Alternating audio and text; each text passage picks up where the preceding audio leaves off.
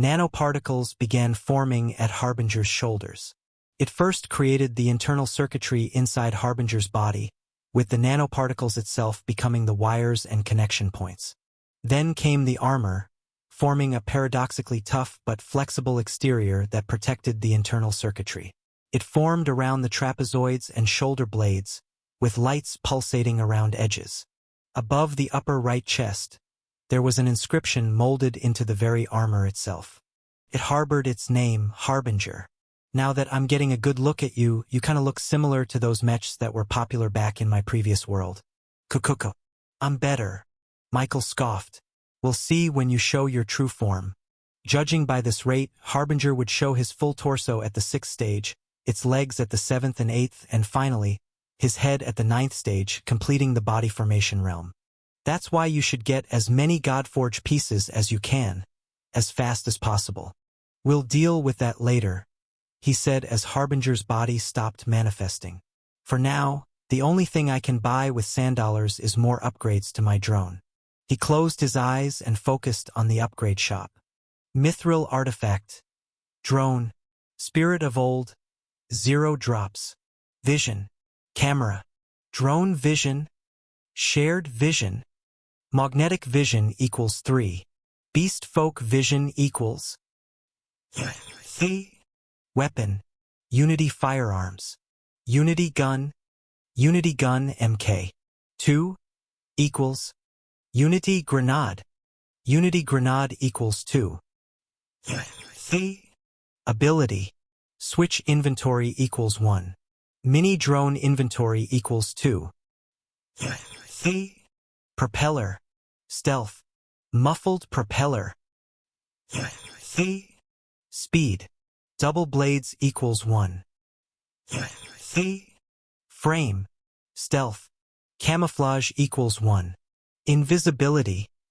Phase through equals 3. Defense. Unity shield equals 1. 3. Expansion. Drones. Mini drone. Drone hive equals 2. Morph. Reduce equals. Enlarge equals 1. Shapeshift equals 2. Pocket dimension. Subspace.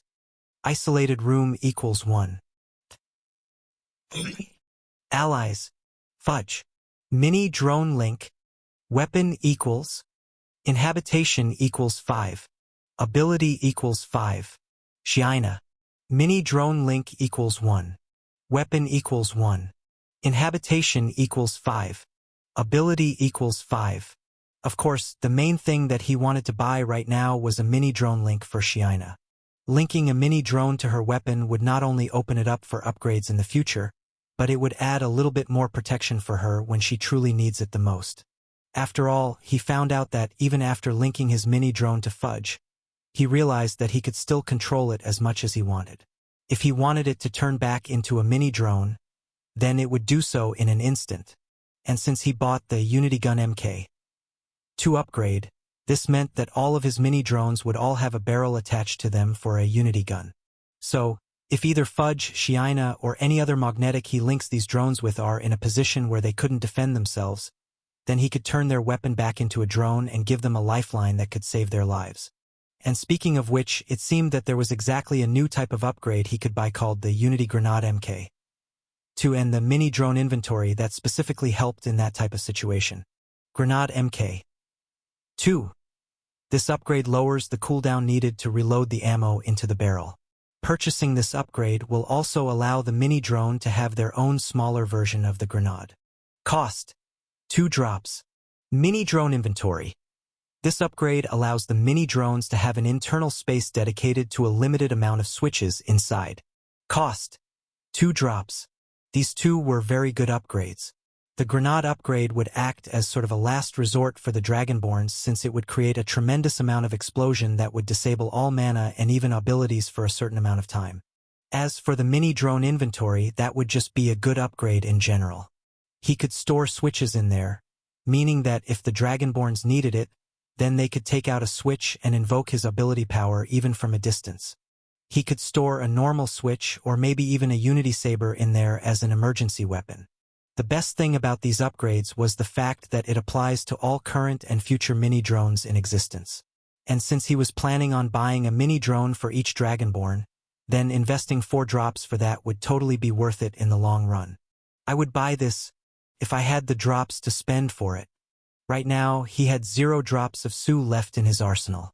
Not only that, but he still also had to buy the drone hive for him to even get the chance to purchase more mini-drones. Since that would cost 2 drops and each subsequent mini-drone would be 1 drop each, then that meant they had to use 3 drops just to have a mini-drone ready for Shiina. And if he wanted to link it to her, then he'd have to spend another drop. That was 4 drops in total.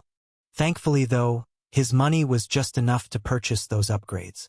He had 41,523 sand to spend thanks to the generous donation of the elves, which would amount perfectly to 4 drops. Why do all my sand dollars drain so fast? After these upgrades, he would once again go back to near 0. Thankfully though, the Merman theme parks were doing extremely well. According to Castell, it was doing even greater numbers than last month, which meant that his potential income for next month would be more than 30,000 sand dollars. If it wasn't for that, then he'd have gone crazy having all these upgrades but having no money to buy them. He quickly visited Serena in their temporary residence in the nation of Reborn and asked for her help to convert his sand dollars into Su. She happily obliged, doing the same ritual into the water and creating a vortex that seemed to connect into another dimension entirely. Once he dropped the bag containing 40,000 sand dollars into the vortex, it then shot out 4 identical vials of Su directly towards his palms. "Pleasure doing business with you," Serena said. "Business? I thought you were just a middleman." Serena smiled. "Of course I am, but I also get paid. How else am I going to afford going into Cthulhu's void every day with Nixie?" He almost forgot that Serena was an actual princess of Atlantis. She's loaded. Well, at least she's spending her money here. Meanwhile, as Michael was progressing his drone, Kuno and Fudge continued on their way to a certain spot in the nation of Reborn. Eventually, they came across a structure that seemed recently built, but was designed to look old but timeless. "What is this?" Kuno asked, grabbing her chest. "Oh, this is just the Church of the Iron Maiden. This is what I wanted you to see," Fudge said, nudging Kuno closer inside. As she walked closer to the entrance of the church, she carefully raised her hand and waited until that invisible barrier prevented her from entering. But surprisingly, her hand went through. She pushed her hand all the way over inside the church, and still, she was fine. Kuno entered the Iron Maiden Church cautiously. Meanwhile, Fudge strolled in very confidently, greeting the people and vampires that were either praying on the pews or simply just socializing normally. "Hey, Guillermo. What's up?" Fudge greeted. Guillermo shifted his focus away from a mural being painted and greeted Fudge back. "Ah, Honorable Fudge. It is great to see you. The construction of the church is going very smoothly. It won't be long until this masterpiece of ours will be available to the general public.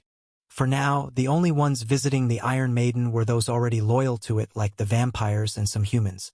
However, if they wanted to spread the Iron Maiden far out into the world, then they had to increase the number of believers they had. Now, Fudge's motivations for doing this may not be as pure as one might think. But for the vampires, this goal couldn't be more honorable.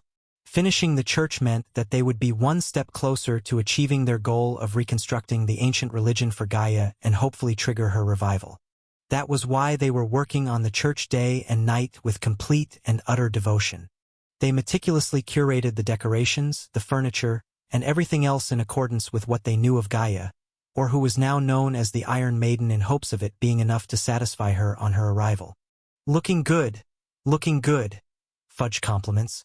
"Oh hey, I want you to meet someone. Kuno, come on." Kuno shyly approached Guillermo, who took a second of pause to look at her. This girl looked familiar.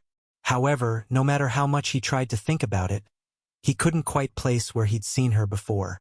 Surely, he'd remember someone looking like her. Yet her mind was coming up blank. "Have we met before?" Guillermo asked her. Kuno shook her head. "I'm not sure." Fudge then leaned in to Guillermo and whispered, "She lost her memory." Guillermo nodded his head, finally understanding the context. In truth, he wanted to ask more about who she was. There was something inside his body that was trying to tell him that he knew her, and he couldn't get it out of his mind. But after hearing about her story, Guillermo chose to not ask any more questions as it could cause her undue mental distress. "Oh, is Michael back home yet?" asked Guillermo. "I wanted to talk to him about the royal vampires." "I'll tell him that you're trying to find him." While Fugue and Guillermo were having a conversation, Kuno pulled ahead and walked over to the giant statue in the altar. She looked up and saw the Iron Maiden as she was seen when she manifested above Michael's head. There was something about the Iron Maiden that fascinated her. It made her want to stay here and stare at her figure for months on end. "I see you've taken a liking to our deity," said Guillermo, smiling. "This is the Iron Maiden, or also known as Gaia. She created the very earth you're standing on today. She created the air you breathe. She is the mother of creation." The other vampires inside the church murmured their own praise of the Iron Maiden, letting them all echo through the precisely engineered walls and domed ceilings, which all led towards the altar, where the statue of the Iron Maiden could hear their prayers. Kuno looked around, hearing the sounds of hope and desire all converging towards her location. "You like it?" Fudge asked. Kuno nodded. "It's dark in here, no sunlight, but it's still very windy. I'd like to spend a lot of time here." She really appreciated the fact that she didn't have to wear 20 layers of clothes just so that her skin wouldn't constantly burn. No one was more happy than Guillermo. "Well, I for one am glad that we have another member for our community. By the way, if you don't mind me asking, who are you?" "I already told you her name," Fudge exclaimed. "No, I mean, who is she in terms of her connections? Is she just a friend? A new ally of Michael? Or is she his sister?" That blonde hair was very striking, almost as striking as that of Michael's, which made him think that the two were related to each other. "Ah, sure. She's Master's sister." Meanwhile, back in his room, Michael had just returned after purchasing the 4 drops of Sue that he needed. "Hachoo!" he sneezed. "Is someone talking about me? Why do I have the feeling that Fudge is up to no good?" With his instincts riling up, he knew that he had to finish up his tasks and check up on how Fudge and Kuno were faring on their little tour. He quickly uncapped each vial and poured them directly onto his main drone. Immediately, the transparent droplets got absorbed into the mithril, with the change reflecting into the upgrade shop window in his mind. Spirit of Old. 4 drops. Using 2 drops, he quickly purchased the Drone Hive upgrade, finally allowing him to buy as much mini-drones as he wanted for the low price of only 1 drop per drone. He purchased 1 extra mini-drone and a pop-up window immediately appeared in his vision. New mini-drone detected. "Would you like to pair this new drone to Shiina?" He immediately said yes, spending his last drop to finally add Shiina to the official list of Rebornian magnetics. Nanoparticles, similar to the phenomenon of his diva growing its limbs, started to cover the drone's very top frame where the mini-drone was supposed to dock. It was now constructing the new mini-drone from the bottom to the top. It only took a total of 30 minutes before the new upgrade was finally ready to be used. "Shiina," he called out to the shadow underneath his feet. "Can you come here for a second, please?" Not even a few seconds later, a large shadow emerged in his room as Shiina and a shadow orcupine teleported directly in front of him. With his job done, the shadow orc bowed to him before disappearing back into the shadows. Shiina, on the other hand, quickly tidied up her slightly messy clothes, scuff marks from her sparring sessions with her siblings, and greeted Michael with a bow. "You called, Lord Michael? Can I see your bow?" he asked her. She immediately took out her mithril artifact bow and presented it to him proudly. "The Darkwood is showing to be a game-changer for archery, Lord Michael. This is the most perfect bow I've ever used," she said. Michael smiled at her. "Well, it's about to get even better." He then took out his drone and saw the new mini-drone docked perfectly on top of the main drone. Since he'd already purchased the Link upgrade, this new mini-drone was already automatically connected to Shiina, taking on a new appearance that was perfectly suited to her tastes. The drone's frame was white, just like her scales, with its camera being the biggest emphasis. After all, perception was an archer's biggest weapon. Now, the mini drone was finally ready for Shiina to use. But unlike Fudge, she already had her own mithril artifact weapon that didn't need any adjustments.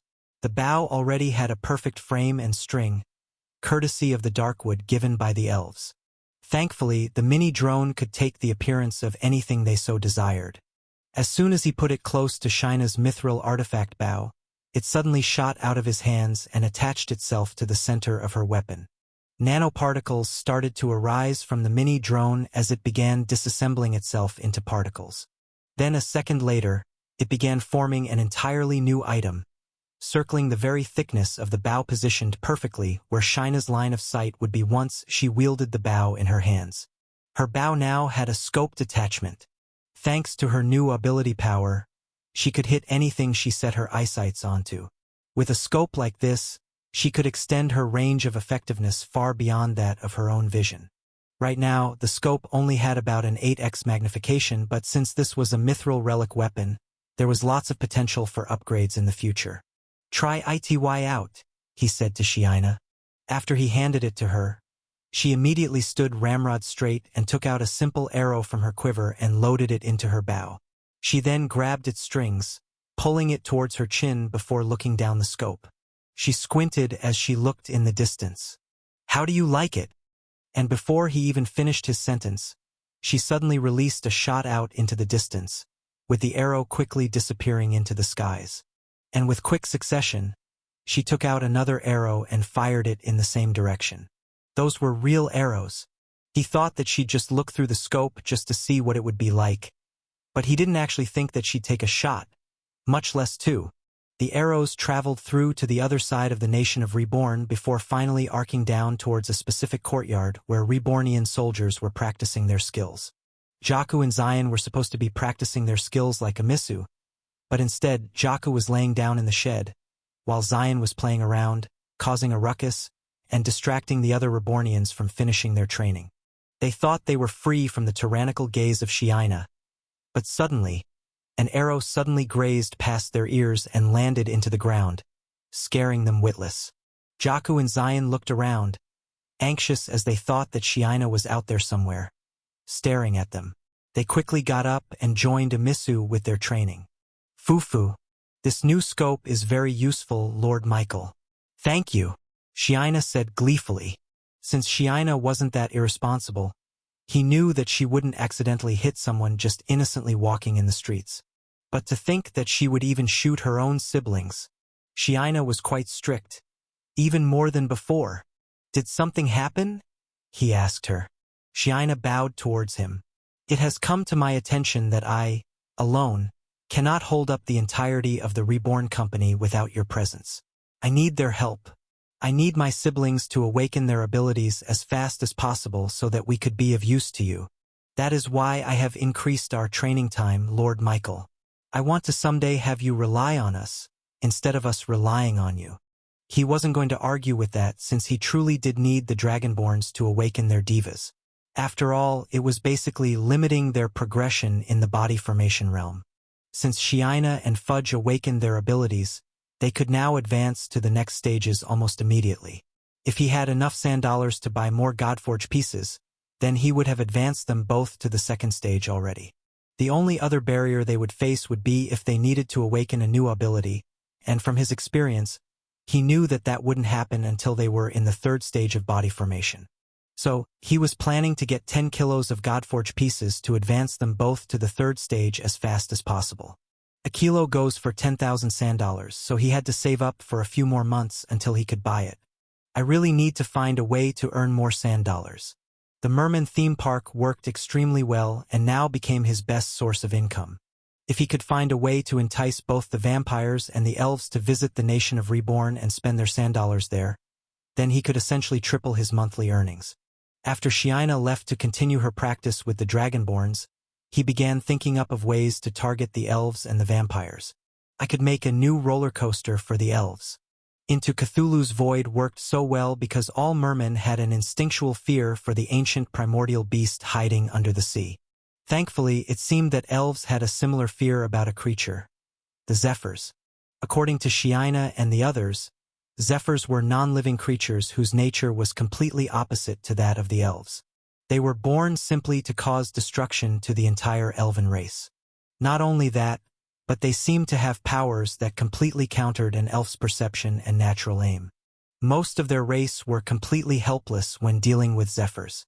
Only a select few had the talent and ability to defeat them. Suffice it to say, elves definitely had some strong emotions regarding Zephyrs. But it's not fear. I bet most of them are angry at Zephyrs. Is that enough to stimulate their Tao hearts? After thinking about it some more, he decided that it was worth at least a try. If he could make a roller coaster focused on Zephyrs, he could target the elven demographic that would be coming to Metropolis in a month. This time, though, he was planning on creating a really bold idea. Instead of realistic animatronics, he wanted to have real Zephyrs in the roller coaster. He didn't even know how he was going to do that or if that was even possible, but if he were to succeed, then it could have the same success as Into Cthulhu's Void. He was basing this all off of some themed rides back in his previous life. There were some roller coasters with built-in play guns that each rider was equipped with. And once the roller coaster set off, they would shoot targets found in the environment and score points based on their performance. This was the perfect roller coaster for the elves, who were all proficient with the bow. The more he thought about it, the more excited he became. However, the problem still remained. How was he going to get Zephyrs to stay in the ride? How was he even going to get them? Zephyrs were only found in the Elven Kingdom, and the Zephyrs that they encountered in the Red Ravine were only there because of a spatial anomaly. But then he remembered. He already went to the Elven Kingdom. Kuno was most probably imprisoned at or near the Elven Kingdom. If his guess was true, then he could travel back there and encounter a Zerfi in its natural habitat. He still had a problem of how to transfer and contain them to the roller coaster, but he could solve that on another day. For now, he at least knew where to find them. I could go there right now.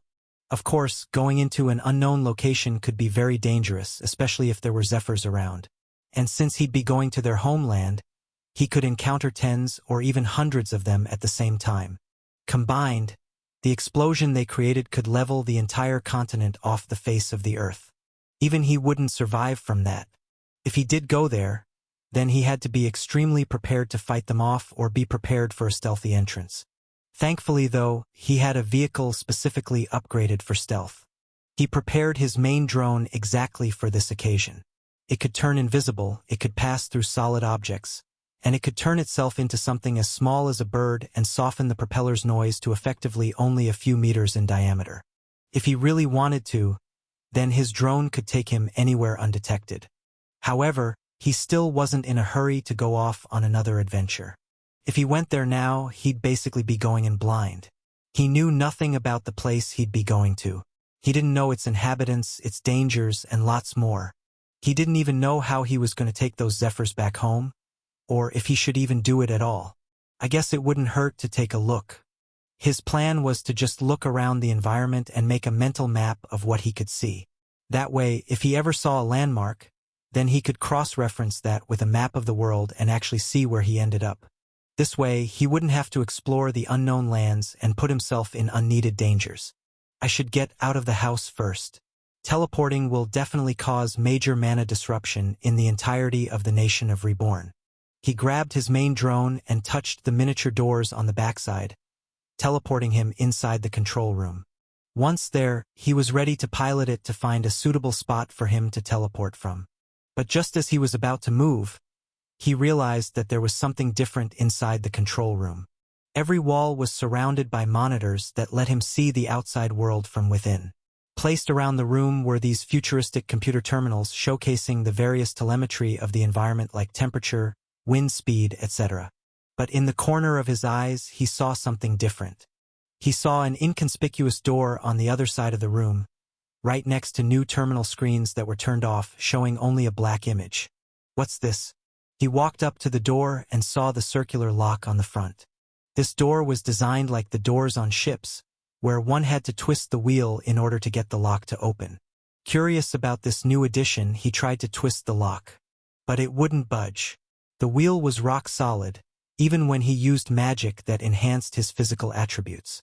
It made him doubt if it was even possible to open it. ChatJK5, what is this? That is a locked upgrade for the drone, she said. Upgrade? To answer his question, ChatJK5 showed the upgrade shop window to a nearby screen on the wall. Once displayed, he saw all the usual upgrades. But this time, there was an option that was pulsating and glowing, attracting his attention. Pocket dimension. Subspace. Isolated room equals 1.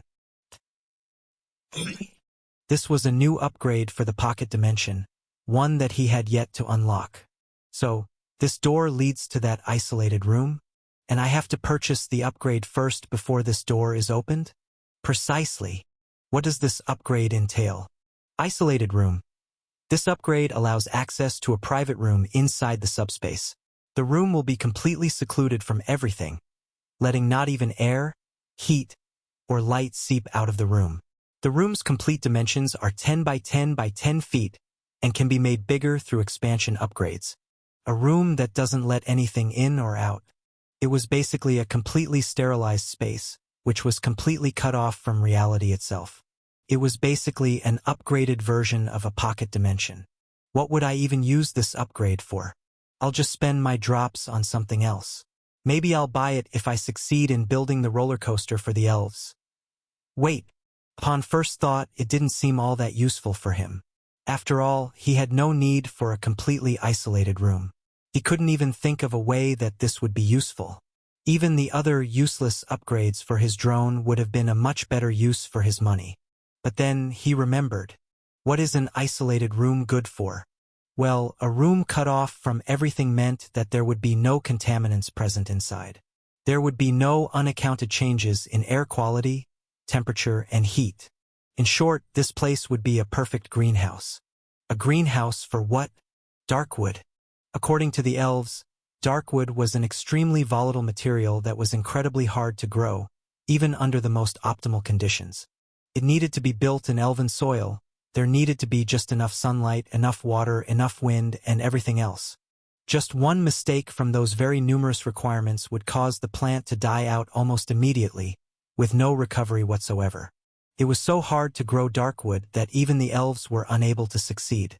They had to journey out of their homeland to try and find darkwood left behind by the ancient humans just so that they could use it for their bows. If the elves weren't able to do it, then no one else could. But maybe, just maybe, he could grow it using this isolated room. Although this room didn't have the elven soil that the darkwood required, he could always dump soil inside and create a mini-farm inside. It was perfect because he was already planning on going to the elven continent anyway to see if he could catch some zephyrs. On the way, he could pick up some quality soil and cover the entire floor of the isolate room with it to grow his darkwood into. It was perfect. If he succeeded, then he would have found a way to make an obscene amount of money from the elves. They would definitely pay top dollar to buy the legendary darkwood from him. At the very least, he expected it to cost more than 20,000 sand dollars each. And the best thing about this was that if he succeeded, then he could plant more and more darkwood and effectively farm them for sand dollars. This idea was so good that he had to table the roller coaster for another time. Planting darkwood would be so much more luxurious. Planting darkwood would be a complete game changer. But there was just one problem. He didn't have enough Sue drops to buy the isolated room upgrade. It only cost 1 drop, but he currently had 0 in his inventory. He didn't even have enough sand dollars to purchase it. I guess I have no choice. I really do have to wait until next month. Darkwood only needed a month before it grew mature enough to be harvested. That was why he wanted to plant the darkwood as soon as possible so that he could have it ready by the time the elves arrived in Metropolis. But that wouldn't be possible now. It's fine. This month will give me enough time to prepare and do research on my own. Just like with the Zephyrs, the best way to learn about cultivating darkwood was through the elves. Only they knew those two concepts well enough to help him in his goals. But since they wouldn't arrive until a month later, this meant that he could either wait or search for answers all on his own. Of course, a good place to find some general knowledge about the world would be a magic tower. They hoarded all kinds of information ranging from magic spells, to bestiaries, to almanacs, and everything else in between. They weren't dubbed as scholars for nothing. It's also good to visit Braxton. I still owe him a mithril artifact. He briefly visited the dwarven blacksmiths in the nation of Reborn and tasked them with their help in creating a suitable wand for Braxton. About an hour later, he received the finished product in a nice little rectangular wooden box. Then, he quickly transported himself to Metropolis, right on the footsteps of the magic tower. He could have teleported directly inside, but he wasn't that familiar with Lucius and the other mages yet, so he didn't want to come off as rude, especially when he was going to ask them for a favor. He entered the portal, finding himself back in the magical hallways filled with floating candlesticks, moving paintings, and paradoxical staircases that seemed to be upside down and right side up at the same time. As soon as he walked through the hallways, he suddenly heard excited murmurings and shoutings echoing across the whole room. This was quite unusual since magic towers were famous for being places of peace and quiet. This was supposed to be a space where one could study and read at peace without anyone interrupting them. But this shouting made it look like they were at a wet market of some sorts. He followed the direction of the sound and found himself entering a completely new hallway that he hadn't been to before. The sounds of shouting got louder and louder as he got closer, until eventually, he saw the end of the tunnel. Entering the room, he found himself in the company of mages and wizards alike, shouting, jumping, and cheering for something in the middle of the room. He floated up and tried to see what was going on. "Yeah, go Porkchop. I'm rooting for you. My money's on Chris P. Bacon. Do you see the flabs on that pig? Come on, come on. If I were him, I would have already caught at least one pig." Michael was completely speechless as he saw what these scholars were cheering for. Right in the middle of the room, there was a small stage filled with wet mud, and about 5 small piglets running around, splashing mud and getting the front seats dirty. Among the pigs were one man, whose eyes were blindfolded using magical restraints. He was fumbling around, following the sounds of oinks, oinks, and trying to catch at least one of them in his arms. Unfortunately, the pigs proved to be far more intelligent than normal. They evaded the man's grasp with a scoffing expression painted on their faces. These were intelligent little piggies. Once the time ran out, the man disappointedly took off his blindfolds and exited the arena. "Michael!" With the game over, Braxton finally noticed him. "You're just in time. Do you want to see if you can catch any pigs? If you do, you can win them yourself." Michael turned silent. "For eating? No, no, no. As a pet. I bred these pigs to be very intelligent." "I'll pass on that," Michael replied.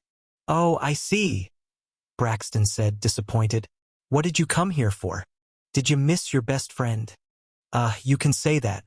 Here, I brought this to you as a gift," he said, handing the box to Braxton.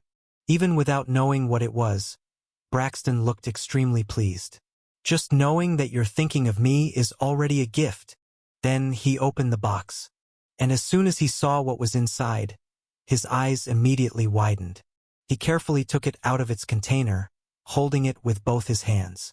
This was a very special wand, one that had an orange body and a leafy green handle. It was a wand in the shape of a carrot, with very realistic grooves and coloring that made it look like the real thing. A carrot wand. OMG! As soon as Braxton held it up in the air, the pigs in the muddy arena suddenly looked up at the wand with an intense gaze. They were salivating at the sight. "It's perfect," Braxton exclaimed. "Now my piggies will follow my orders without question. I just hope that they won't eat it, mistaking it for the real thing." At first, Braxton didn't even notice the fact that the wand was a mithril artifact. He was so fascinated with it being a carrot that it completely passed him by. It was only when he tried casting a spell did he finally realize the truth. This is. Michael nodded. "Yep. Take good care of it, buddy." He was one of the few people outside Reborn that he gave a mithril artifact to. "I can't believe it. OMG. Thanks, bestie." Braxton went in for a hug, and Michael smartly avoided it at the last second or else his ribs would have shattered. Braxton wasn't exactly a thin guy. "This gift is way too good. I have to give you something back. Tell me anything and I'll give it to you." Michael wasn't expecting a gift back, but it would be nice to have some help regarding the information he wanted. Actually, I came here to find something about Darkwood, Zephyrs, and everything else related. Do you know where in the library I can find it? Braxton grabbed his shoulders. Foo-foo. Don't you worry, bestie. I'll show you what you want. Just give me a moment. Then, Braxton quickly left the room, rushing past wizards and bumping them out of the way. Michael thought he'd only be gone for a few minutes at least, but an hour had already passed by and he still hadn't returned yet. Thankfully, the pig games were still ongoing, so he had something to keep him company while he waited. Then, 2 hours after he first disappeared, Braxton finally came back carrying many scrolls and books in his chest. Here. Everything you need to learn is in these books. Braxton plopped all of the books and scrolls onto the ground, producing a hefty thud. Michael began looking through the literature, noticing that most of them were quite extravagant. Usually, books found in the Magic Tower were ancient scrolls and torn-up books that were stored to preserve the history of the world. But these were different. Some were lined with actual gold, making them look like it was a holy artifact. Some were made out of material that were extremely rare according to ChatJK5. There was even one book that was literally bound up in chains. Where did you get these books? He asked Braxton. His chubby bestie waved off his concern. Oh, it's nothing really. I just took them in our private library back in the Guild of Arcana. He stared at Braxton. The Guild? You mean the organization controlling all magic towers in the world? Yeah, Braxton replied. Don't worry, they probably won't need that. Probably. As it turned out, Braxton went back to the very headquarters of the Guild of Arcana and stole all of the sacred books and scrolls that pertained to Zephyrs, Darkwood, and Elves. Although Braxton was a future mystic master, stealing books from their sacred library was definitely considered a crime. And it was especially bad giving it to someone that wasn't even part of the guild. You're giving this to me? Aren't you going to get in trouble? It's fine, Braxton replied. Anything for my bestie. Michael had a feeling that Braxton would have still done this even if he hadn't given him the mithril artifact wand. He was just that good of a friend. I really appreciate this, Braxton. I'll give it back to you as soon as I read it. No problem, Braxton replied. Then, he quickly went back to the pig game and used his new carrot wand to command his pigs. It seemed to be working as they all followed the wand like a mindless hive. Michael then picked up every single one of the books and found a nice quiet spot on one of the winding hallways of the Magic Tower. Then, he began reading the titles and found them to be exactly what he wanted to read. The History of the Elven Race. Elven Kingdom Topography. Darkwood Experiments, Ver 284. Zephyr Expedition by Lazarus Cadaver. Secrets to Elven Archery. Unfinished Dash. Oh. There were about 15 books in total, each one tackling a specific area of the Elven Kingdom. Some of them were nice to know in general, like their hierarchies, culture, and other things that would be useful if he wanted to visit the Elven Kingdom in the future. But there were a select few that he was truly interested in reading. The first one being the Darkwood Experiments, Ver 284. Does this mean that they had already performed 283 versions before this? Curious to see what kind of experiments they performed with Darkwood, he eagerly opened the first page. Then, he let ChatJK5 do her thing. Immediately, his personal AI assistant began processing the information at incredibly fast speeds. It didn't even take a second after he opened the page did a notification arrive in his vision. Would you like me to give you a summarized version of the book? That would be great, thanks. Darkwood Experiments, Ver 284. This book contains the numerous trials and tribulations that the Guild of Arcana experienced when they tried to grow Darkwood all on their own. The first hurdle they went through was the soil. They tried numerous alternatives to elven-grown soil, but have come up short every time. Even when they tried to replicate every single aspect, Darkwood still refused to stay alive past 2 to 3 days. They have concluded that elven soil has an intangible aspect that Darkwood needs to survive. The second hurdle was finding the perfect balance for heat, wind, and sunlight. Darkwood needed to face the sun constantly, even during nighttime. This is possible in the furthermost point of the Elven Kingdom where the days are longer than the nights. But in the Royal Continent, There is no such place that receives more sunlight than others. The unnamed experimenters used magical light mana to replicate the effects of sunlight, to no avail. Darkwood refused to grow. They have yet to find a suitable solution to this problem. Its heat and wind conditions are also one of the things they struggled with the most. Darkwood needed the right amount of wind and heat at different points of the day, needing constant care and attention. The experimenters struggled to keep up, and one slip-up caused the darkwood to immediately die. Another aspect they had to worry about was moisture. Darkwood needed a constant watering source, but only in its roots. Once its main stem receives too much water, it will soften up and become unrecognizable to darkwood. ChatJK5 continued on, giving him an extensive summary of the hardships that the experimenters went through, only to fail in growing darkwood beyond 7 days. They weren't kidding when they said it's hard to grow darkwood. And surprisingly, the experimenters also thought of growing darkwood in a completely isolated space.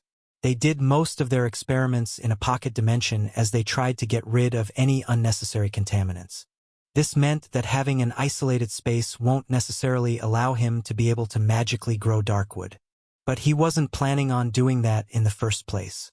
He was going to use his good, old-fashioned knowledge from his previous life. Agriculture back there was on a whole other level, with farmers being able to control temperature, water quantity and quality, and even soil acidity to make sure that crops grow with the best conditions possible. Mages and wizards may be able to make fire out of nothing, but they couldn't quite measure how hot it is compared to normal humans. With technology, controlling every single aspect of farming could be very feasible. With ChatJK5 at his side, creating those high-tech measuring technologies would be easy. The only thing that he needed to find out was the exact requirements for darkwood to grow. And thanks to this book, he knew exactly what they were, which meant that he could grow it right now. He couldn't believe how lucky he was that he had a friend like Braxton.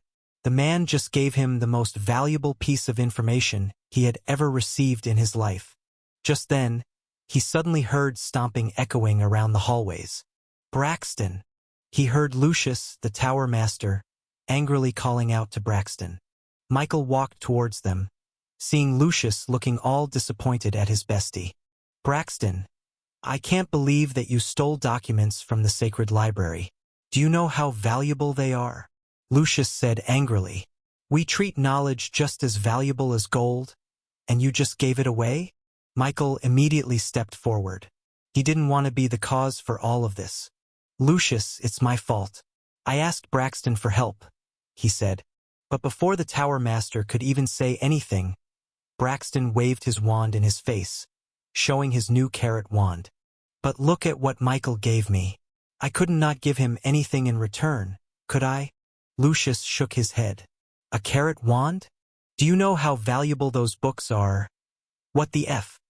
Lucius finally noticed the unmistakable sheen on Braxton's carrot wand. It was unmistakable. It wasn't like the other mithril relic wands with rusted handles of broken-off tips. This was a mithril artifact in its purest conditions, only seen in the weapons wielded by Michael and his company. That's a mithril artifact, he exclaimed. He gave that to you? Yep, that's my bestie, bragged Braxton as he waved his new wand around.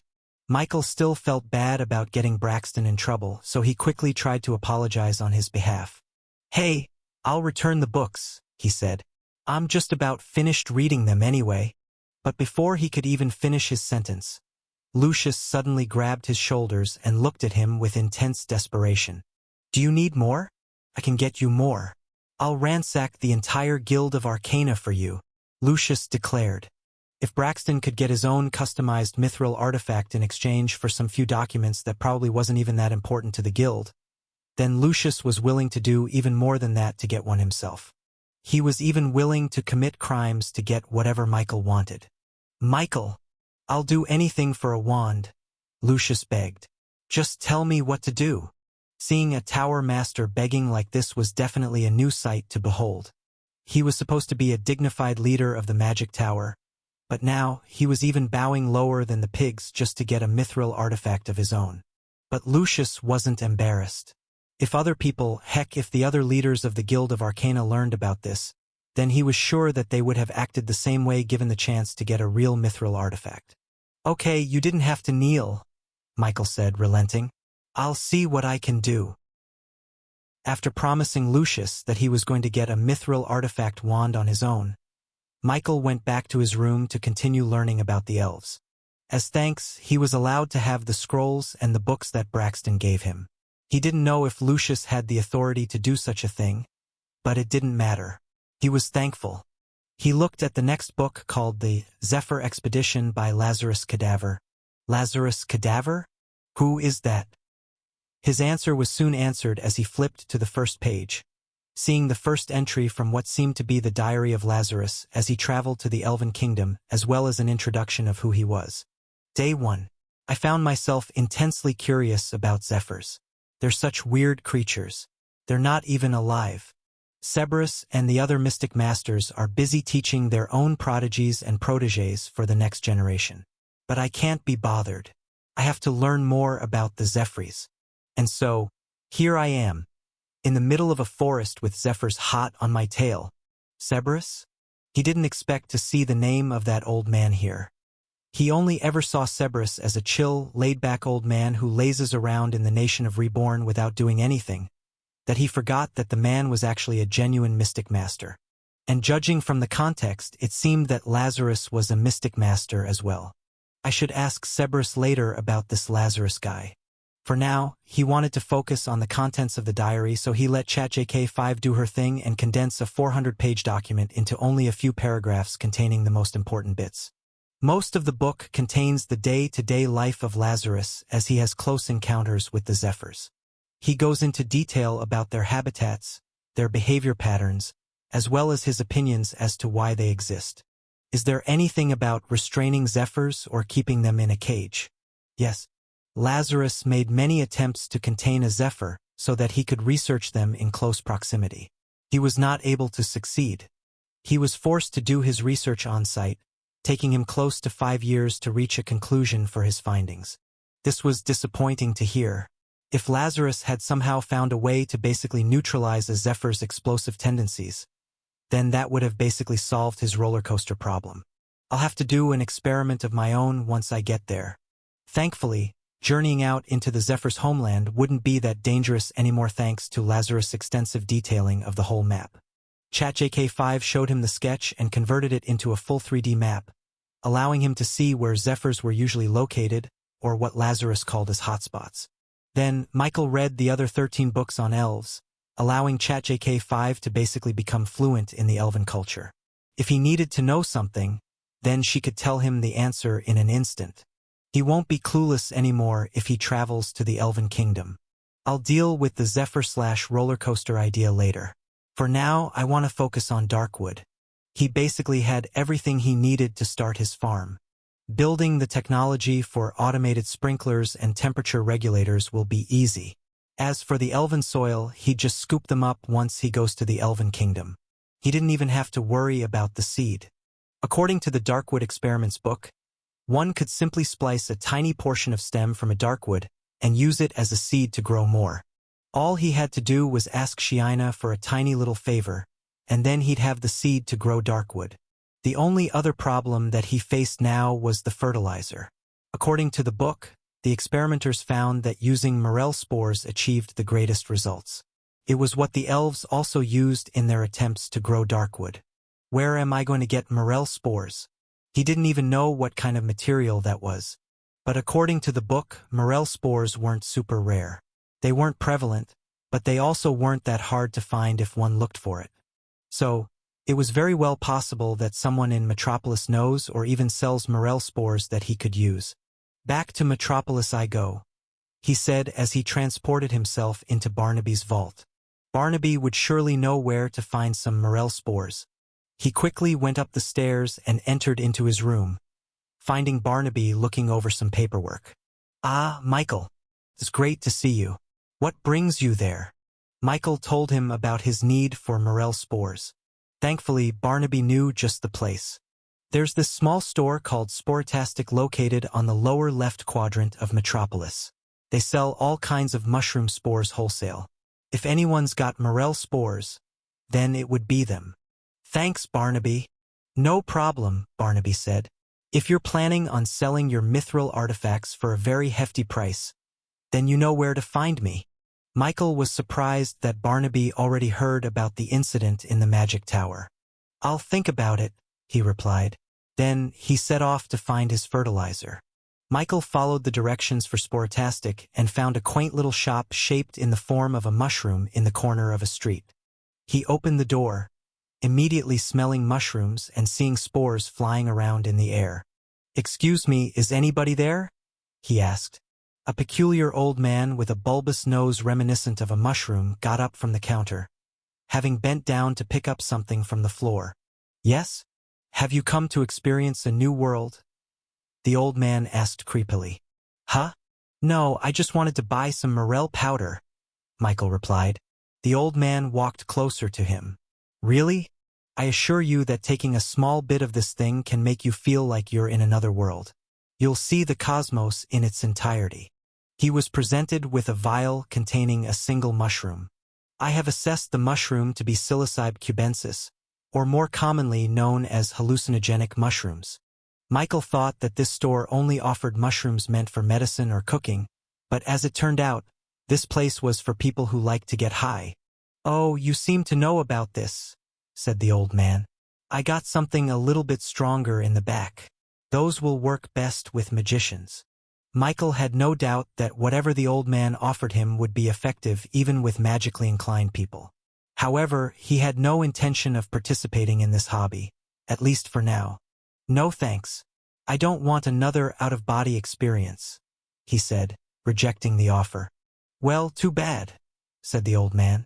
"If you ever want to open your third eye, then you can come to me and I can offer you something good." Then, the old man walked back to his counter and began looking through his cabinets, eventually finding a rectangular wooden box that was full of dust and cobwebs. It seemed to have been sitting in his inventory for a couple of years at least. "Here it is, morel spores," said the old man unenthusiastically, pushing the box towards Michael. Michael then opened the box, seeing a balled-up roll of paper. He carefully unfolded it and saw a pinchful of reddish-gold powder inside. "I can confirm that it is indeed morel spores," said ChatJK5. This was what Darkwood loved to consume the most. They absorbed this powder even more than water, which meant that this paltry amount wouldn't be enough to even sustain Darkwood for 2 days. The old man leaned on the counter. "Are you sure you want to buy this? More spores barely gives me any hits. It doesn't even my third eye. So morel spores are a bit hallucinogenic. That's good to know." He didn't want to accidentally ingest it and suddenly hear new voices in his head. Harbinger and ChatJK5 were already stressful enough. "I'm offended," commented Harbinger.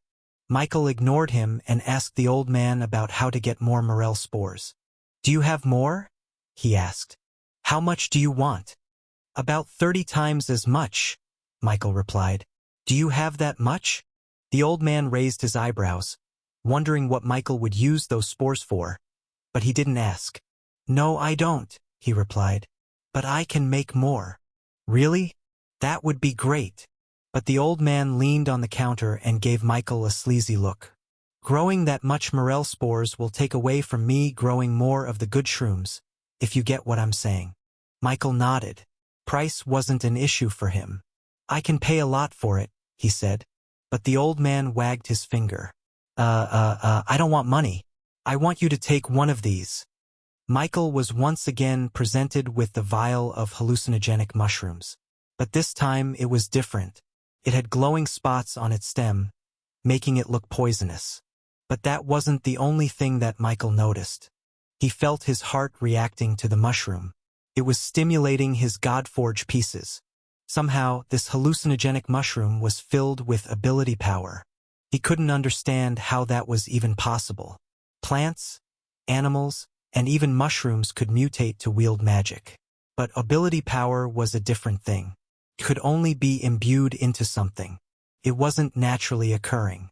This could only mean one thing. This old man wasn't as simple as he thought. "So, do you dare to take the offer? If you do, then I'm willing to supply you with morel spores as much as you want." Michael was very apprehensive of this whole situation. He felt very cautious about the mushroom and what it would do to him, especially now that he realized that it contained ability power. What do you think, Harbinger? Do you think this old man did something weird to the mushroom? Poisonous? No. The ability power is only meant to boost the hallucinogenic properties of the mushroom, meaning that even magnetics won't be exempted from its effects. According to Harbinger, this mushroom was completely safe, aside from the fact that it would give its consumer a really wild psychedelic trip. Should I do it? He was really tempted to say yes. After all, the prospect of farming his own darkwood was too promising to pass off. By taking this mushroom, he'd have a reliable supplier of morel spores, which would kickstart his agriculture journey that could potentially earn him hundreds of thousands of sand dollars. The more he thought about it, the more he wanted to do it. Are you sure that it's going to be safe? He asked the old man. Of course. You don't see me dead, do you? That wasn't very reliable. The only thing you have to worry about is the fact that you must remember that everything you experience in the trip isn't real. It's all an illusion. You mustn't fall for its trap. Michael was pretty confident that he'd be able to tell which was real or which was not. Even if he couldn't, he had ChatJK5 and Harbinger to help him decide. All right, I'll take it, he decided. Good, said the old man. Don't worry, I'll take it with you. The old man then excitedly led Michael to the sofa, where they sat comfortably. Then, he gave Michael one of the vials and kept one for himself. Without even a single hesitation, the old man opened the vial and downed the entire mushroom in one go. See you on the other side, said the old man, before his eyes closed and his head plopped down to his shoulder. He just looked like he was asleep. At least I know I won't immediately die from this.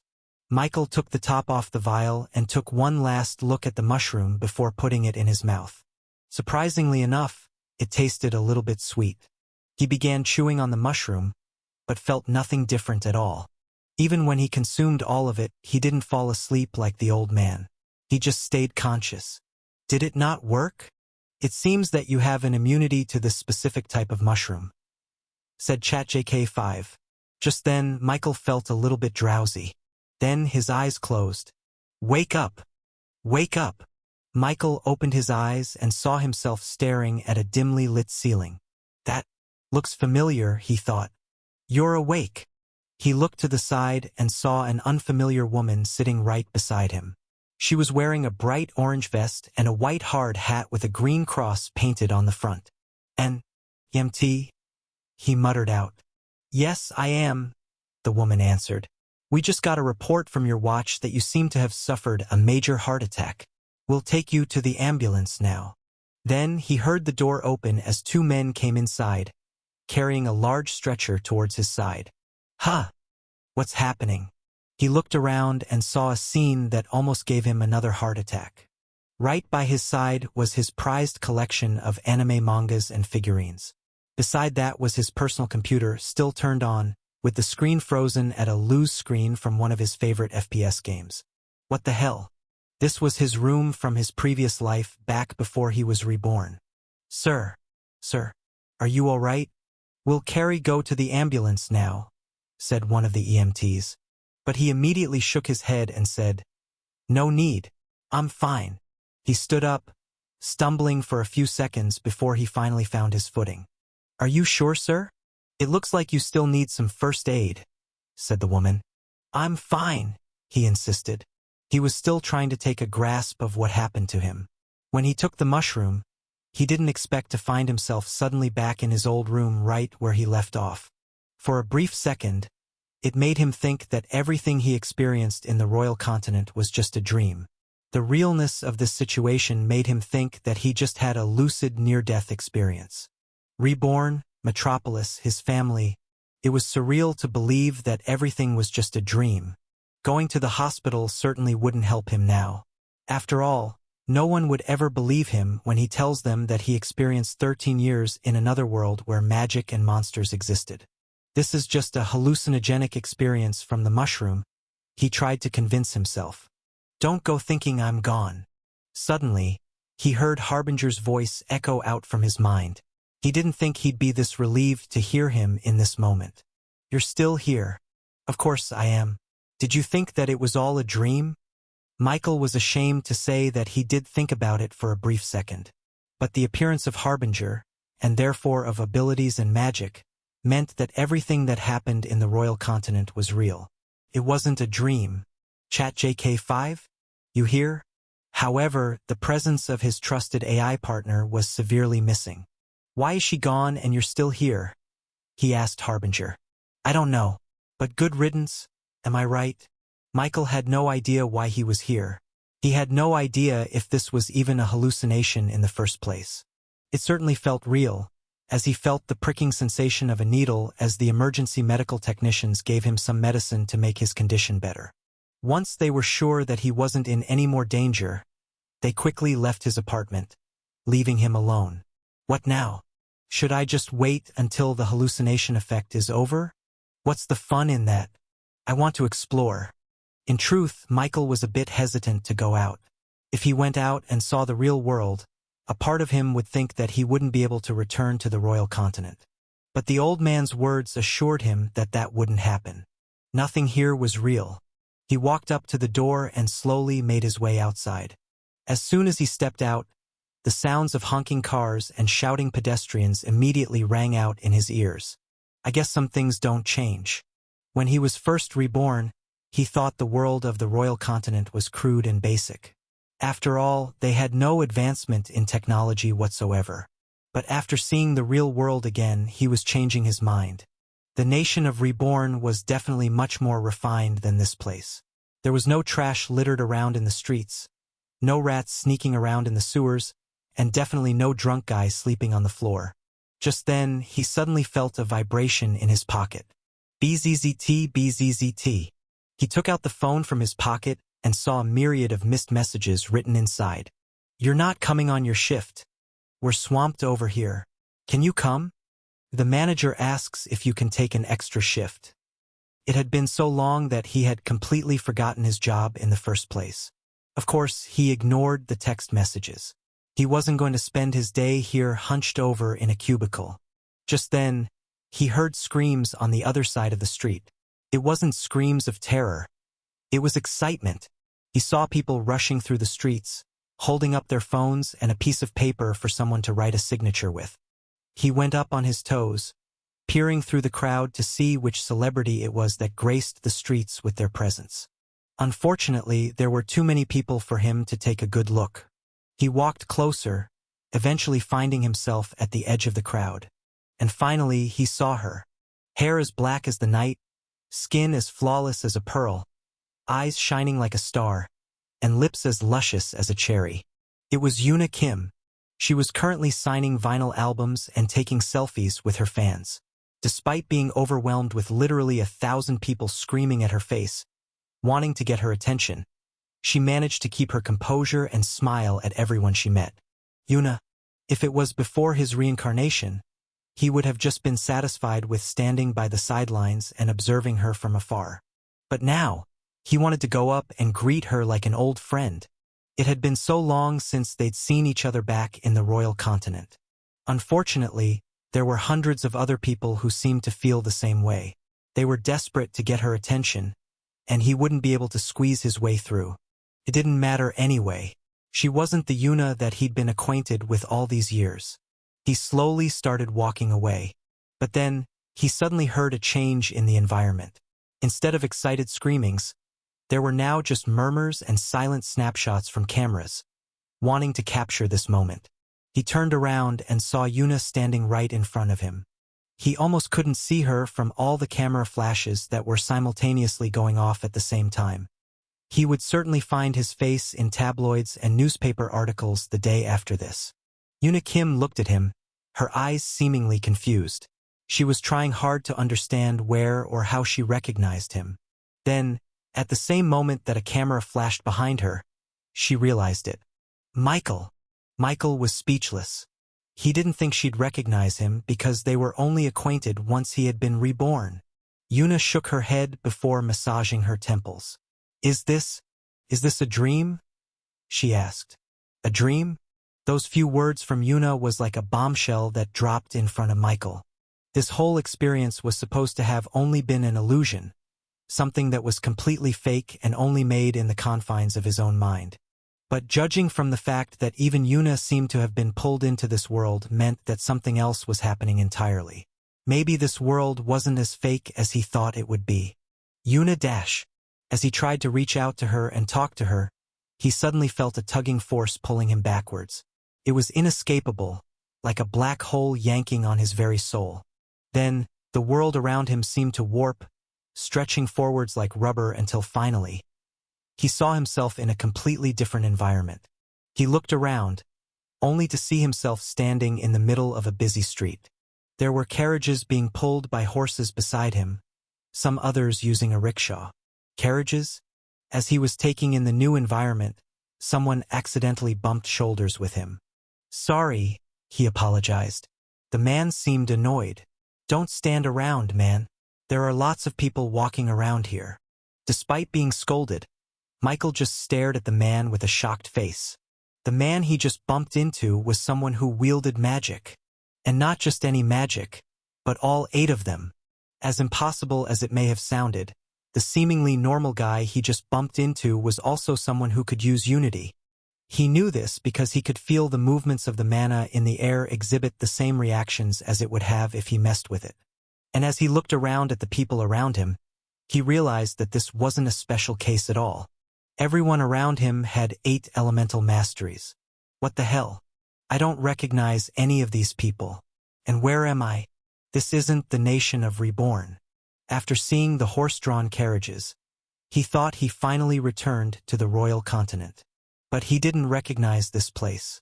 None of these people were Rebornians who he had awakened.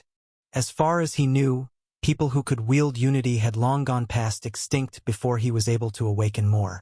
"Excuse me, but where is this?" he asked a walking pedestrian. A woman wearing what seemed to be a kimono paused and looked at him strangely. "Are you lost, boy?" said the woman. Lost? Michael looked at himself and finally realized that he was back at his 13-year-old self. He became Michael Vanderbilt once again. "This is Tara," she answered. "If you're lost, then you should head over to the church. I'm sure the goddess would answer your prayers." Although her intentions seemed to be good, her advice wasn't all that helpful at all. Prayers won't get him the answers he needs. He needed a map. "Is this place owned by a duke or a duchess? Maybe I can ask for their help," he said to the woman. She just laughed at his words. "Fufufu. How funny. Why would this place be owned by a human? That's preposterous. Only a goddess could own the land. I'm guessing this place is very far from the royal continent if it doesn't follow the conventional rules of society." "I'll take you there," she said, taking his hand and leading him through the busy streets and into a giant church made out of white limestone. "What church is this?" he asked her, rubbing his hands across the unknown symbols etched on the walls. "It's the Church of Gaia, of course." Michael just stood there in utter shock as the woman continued on inside. "Gaia? Does she mean the Gaia that the vampires worship?" He couldn't believe that there would be a church which seemed to be newly built, dedicated to Gaia. According to the vampires, all churches and religious relics of that religion were either lost in time, destroyed, or buried under the lands. If this church was still here, then the vampires should have found it by now. Unless a guess was starting to form on his head. It would explain all the things he had seen in this strange new town. And as he walked further inside the church, he saw something that further solidified his conclusion. He saw a female priest, praying up to a statue of a goddess, wearing a genuine mithril artifact necklace. He didn't make that mithril artifact. All weapons were strictly monitored by him and the dwarves, meaning that he would have known if there was ever a necklace like that. Right now, he was seeing things that were supposed to have been extinct. There was only one possibility. Am I back in the ancient era? That was the only explanation he could think of that would explain. The people mastering unity, the church, and the mithril artifact. Just then, the helpful woman walked up to the female priest and mumbled something to her. Then she pointed at Michael. "Ah, I see.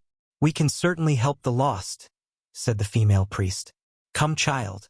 Tell Gaia what troubles you." Michael shook his head. "No, thank you," he said. In truth, he wasn't much of a believer of religion. Praying wasn't his sort of thing. "All right," said the female priest. "Then let Gaia handle everything." Then, she walked up to the goddess statue in the middle of the altar, kneeled in front of it. She grasped her mithril artifact bead necklace and kissed it with her lips. "Oh dear Gaia!" She began mumbling prayers to the goddess. And then suddenly, a white light came from the ceiling, shining down on the altar. "The goddess has answered your prayers," said the female priest. "She will answer any of your questions." Michael looked at the ray of light shining down from the ceiling with confusion. It wasn't made out of mana. It wasn't even made out of ability power. It was made out of something else entirely, something that he couldn't understand. The only thing he felt from the ray of light was its divinity. Is this still a hallucination? At this point, he was wondering if he was still under the effects of the mushroom. Things were far too real for it to simply be an illusion made by his own mind. He walked up to the ray of light, letting it envelop him in its entirety. Then the light subsided. As he opened his eyes, he saw himself once again in a different environment. He saw nothing but a horizon filled with nothing but white clouds. And in front of him, he saw the figure of a giant woman looking down at him. "Kiki. It's been a long time. You missed me."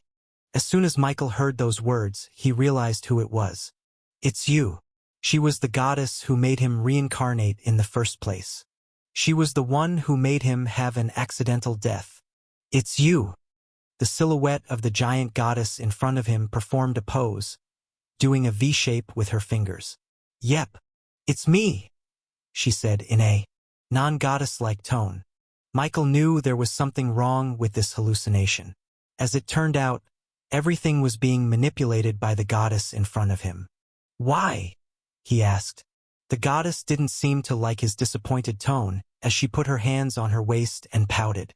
"Humph. Here I was, thinking you'd be elated seeing an old friend. Well, forgive me if I just wanted to see you."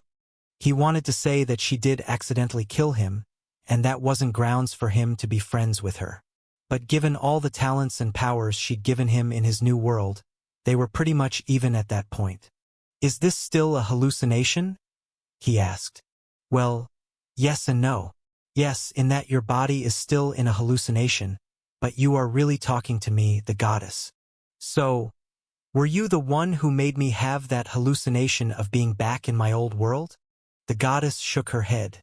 "Nope, that's all you." Now, Michael was even more confused than before. He thought that she showed that alternate reality of him being back in his old world purely as a way to mess with him. But as it turned out, it really was just a hallucination. But why did Yuna seem like she was also affected? The goddess then laid down on her stomach, with her feet kicking giddily. "Anyway, I just wanted to talk with you and congratulate you on all the things you've done in your new world.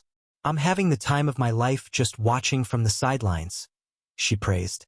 Michael stayed silent as he was still struggling to process the information. "Was the second scenario also a hallucination?" he asked her. "That's real," she confirmed. "Have you guessed where you ended up?" "The ancient era." The goddess suddenly summoned a bell and rang it 3 times. "Ding! Ding! Ding! That's right. I just showed you the life of the ancient humans before everything collapsed. So that was real. I was standing on the royal continent thousands of years before the current one. It was surreal to realize that. Wait, the woman and the priest said that they were worshipping Gaia. Are you her?" The goddess flashed a smile before shaking her head. "Unfortunately, no. I just performed some tricks so that I could talk to you." For a second, he thought that she really was the goddess that the vampires worshipped. But on second thought, she looked nothing like the Iron Maiden he saw when she manifested above his head. The Iron Maiden looked dignified, while this goddess looked bratty. "Hey!" she screamed, offended. "Here I was doing you a favor." "Humph. A favor." "Yep. I was just going to confirm one of your guesses about who that blonde girl is." "That blonde girl? Kuno?" "Yep." The goddess beamed. "She is none other than the original vampire that the legends speak of. But as you already know, she has lost her memory." You might think that it's a coincidence meeting her. But no.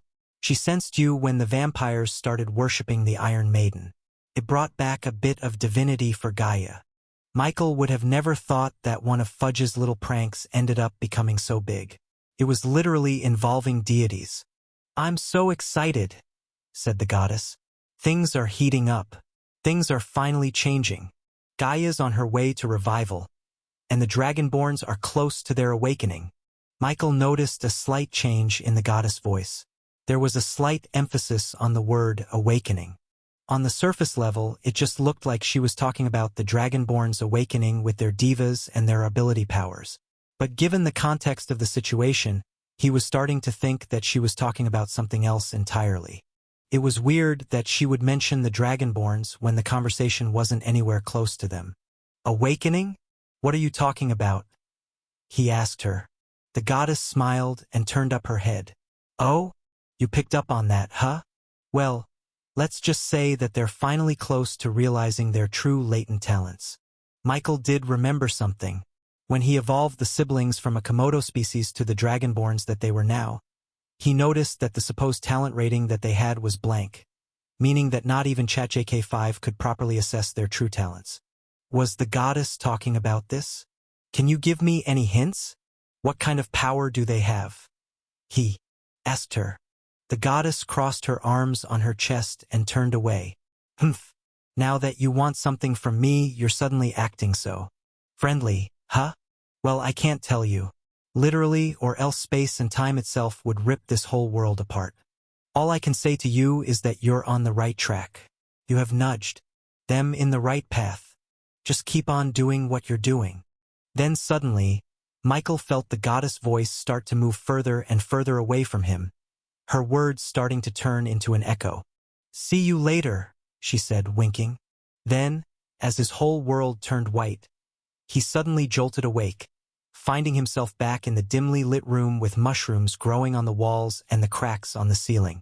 Right next to him was the same old man, who was still fast asleep but with a wide smile on his face. He seemed to have a grand time with his hallucination. "Michael? What happened?" ChatJK5's voice was full of worry. For the first time, she was completely cut off from Michael, leaving her all alone and filled completely with worry. Even if it only lasted for a couple of minutes, for her, it felt like an eternity. "It's fine. I just had a chat with an old friend," he replied. "What happened?" "You didn't seem to be affected by the mushroom, so I thought that you were immune to its effects. However, you suddenly fell into a coma with no warning. If it had lasted for a few more minutes, I would have activated the death protocol." That seemed ominous. "What exactly would you have done?" "I would have taken control of your body and laid waste to this land as a way to honor your life. Kukuku. And I would have helped you." Michael shook his head. He definitely couldn't die now after knowing what ChatJK5 and Harbinger planned to do post-mortem. If those two started working together, he feared for everyone's life. "BWUA?" Suddenly, the old man next to him jolted awake. "Woo! That was a good one," the old man said, raising both his hands. Then he turned to Michael. "Did you have fun? You did, right? Want to have another one?" Michael didn't want to experience that again.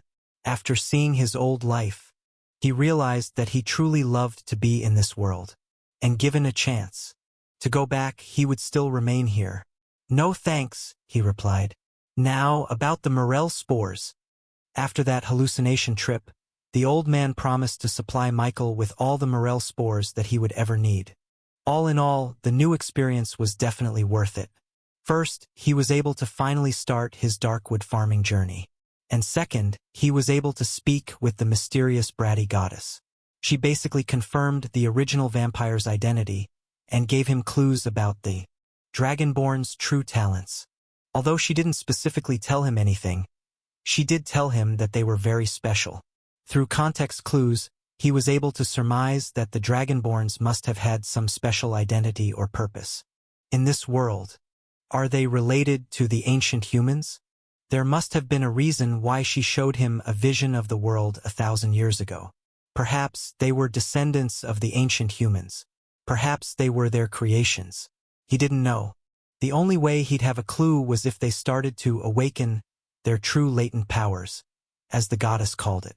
Either way, he could only see that if he had enough Godforge pieces to advance them through the stages of body formation. And the only way to do that was if he had enough sand dollars. It's time for me to plant some darkwood.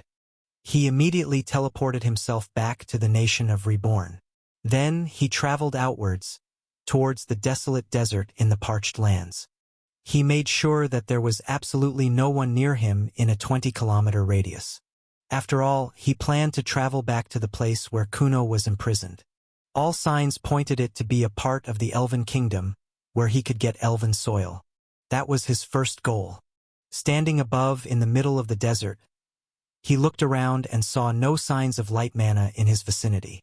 Then, he took out his drone and entered into its pocket dimension. If he was going to transport himself to an unknown location, then it would be much safer if he was inside his drone. If something bad did happen, or if he was suddenly attacked by a Zephyr, then at least his drone would be his first line of defense, giving him enough time to either escape or fight back. Once inside the control room, he started the cast. Mana suddenly swirled around the drone, gathering on the shadows cast underneath its frame. As Michael continued his spell, more and more mana got caught up in its enormous energy requirement, until a visible tornado of mana emerged in the desert. If any mage were to see this, they would lose their mind. So much mana was being pulled from the environment that there was an obvious shift in the density of air, making it a lot harder to breathe. Michael concentrated hard until finally, the spell reached completion. The drone's shadow grew outwards, enveloping its whole body before blinking it out of existence. Then finally, the storm in the desert died down. However, the change was still ever present. The air grew staler, the sunlight grew dimmer, and the individual grains of sand stopped dancing in the air. The low density of mana in the environment wouldn't get totally fixed until days later. The shadow enveloping the drone soon recessed back underneath the frame. And immediately, the drone's very atomic structure started to spread apart, letting it have the ability to phase through solid objects. Right now, the drone was buried deep underground with nothing but pure, solid rock weighing down from above. If Michael hadn't purchased this upgrade, the drone would have been unable to move. "It's time to see where I'm at," he said as he started to pilot the drone upwards. Current elevation, 20.85 kilometers below sea level. 20.84, 20.79, 20.71. Michael was surprised to see how deep they currently were. Why did Kuno imprison herself so far underground? Being so far down, he could definitely see why the original vampire had disappeared for thousands of years without anyone finding her. Aside from being chained up with solidified blood that only Unity could melt, she was also so deep underground that practically no human would ever accidentally stumble onto her. At least now I know where to look when finding the rest of Kuno's solidified blood. All he had to do was dig deep and hopefully find another Gothic castle. Easy, right? Michael finally reached the surface with the drone phasing out of the ground, barely disturbing any blade of grass nearby. This is definitely not on the royal continent. The plants and vegetation around were completely foreign to him. The fact that the majority of plants weren't colored green was the most glaring clue he could see. Not only that, but they all seemed to be growing weird tentacles that swayed like seaweed in the ocean. "The flora species of this place is consistent with those found in the Elven Kingdom," said ChatJK5. Thanks to the scrolls Braxton gave him, he was finally certain he was in the Elven Kingdom. But where exactly? He quickly piloted the drone to fly upwards, towards the clouds, to see a top-down view of the whole environment. One of the books he got was a full map of the Elven Kingdom, which meant that he could pinpoint his exact location as long as he saw a familiar landmark. As he rose up in elevation, he noticed that all he could see around him was an entire forest filled with those tentacled plants. This doesn't seem like anywhere in the Elven Kingdom. According to the maps, the Elven Kingdom was mostly flat, which meant that one could see a giant tree castle from all the corners of their continent. But he couldn't see that anywhere he looked. ChatJK5, where are we? His personal AL assistant went silent for a second before answering. With 97% certainty, I am sure that we are located somewhere in the Forbidden Island. Michael couldn't believe his luck. The Forbidden Island was a completely separate land away from the main elven continent, but that wasn't the reason why they called it the Forbidden Island. They called it that because this place was the breeding ground for zephyrs. No elf would ever come to this place given the dangers. Am I lucky or unlucky? He was wondering how he was going to get zephyrs for his roller coaster, and now he just found their homeland. I don't have a way to capture them yet. For now, he wasn't in the mood for exploring. His main objective for this brief visit was to simply obtain elven soil for his Darkwood farm. Thankfully, according to the Lazarus experiments, soil from the Forbidden Island was still viable to grow Darkwood. He piloted his drone to the ground and exited the pocket dimension. Once he was out, he didn't dally around. He quickly used a simple earth spell to get a huge block of soil from the ground. He made sure to get just enough to fill the entirety of the subspace, before finally entering back into the pocket dimension carrying the new soil. Once he obtained what he needed, he quickly teleported back into the parched lands. Michael found himself back in the middle of the desert and heaved a sigh of relief. After finding out that he was smack dab in the middle of the Forbidden Lands filled with zephyrs, he was worried that one or two of those creatures would suddenly creep up from behind him and explode without warning. Thankfully, though, nothing eventful happened and he obtained the soil he needed from the Elven Kingdom. He was planning on exploring the Forbidden Lands sooner or later, and maybe even going to the main continent of the Elven Kingdom, but that was for later, at least once all the Dragonborns had awakened their abilities. That way, he wasn't alone. Speaking of which, I'm curious about the supposed power that the Dragonborns were supposed to awaken. Right now, Shiina was the only Dragonborn to awaken a diva, and according to her daily reports, nothing unusual had happened during her training. Do they need to ascend to a certain stage in body formation? He'd just have to wait until the truth came out. The goddess did say that he should just continue to do what he'd been doing. Now, I need to set up the farm. He had the soil, he had the instructions on how to do it. He now only needed the actual subspace itself. Pocket dimension. Subspace. Isolated room equals 1. Dash? Here. He just needed 1 drop of Su to purchase that upgrade. The problem was, he had no more left to spare. He spent all of his drops and his sand dollars on the mini drone upgrades. Hopefully, the roller coaster has been doing well. His only good source of sand dollars were his 2 merman-themed roller coasters. It was raking in hundreds of sand dollars in a single day, which meant that even though a month had yet to pass, there were probably already a lot of sand dollars earned from ticket sales. He immediately transported himself back to the nation of Reborn and sought out Castell. The CEO maid had been busy these past few days, traveling back and forth from Metropolis to the nation of Reborn every couple of days as she had to take care of their company in Main Street, as well as the theme park itself. "Hey, Castell." Castell peeked out from the mountain of paperwork in her desk and bowed at his presence. "Young master, how's it going with the roller coasters?" he asked her. "It's doing tremendously well, young master. We are marked to surpass our ticket sales last month." "That was very good to hear. Has it reached 10,000? Castell didn't even look at the record books before she replied, 8566 sand dollars exactly, sir. 8,600 at the end of the day. That's perfect." He had exactly 1523 sand dollars left in his inventory, and added it with the 8,500 sales just these past few days alone. Then he had just about enough to buy a single drop of Su. "I'm going to need those sand dollars for now," he said to her. "All right," Castell replied. Then, she reached down in her shadows and took out a pouch containing all the sand dollars they'd earned. Michael happily took the money, said thanks, and teleported out towards the merman's temporary home in the nation of Reborn. He asked for Serena's help in buying a Su again, and she gladly summoned the magical water vortex.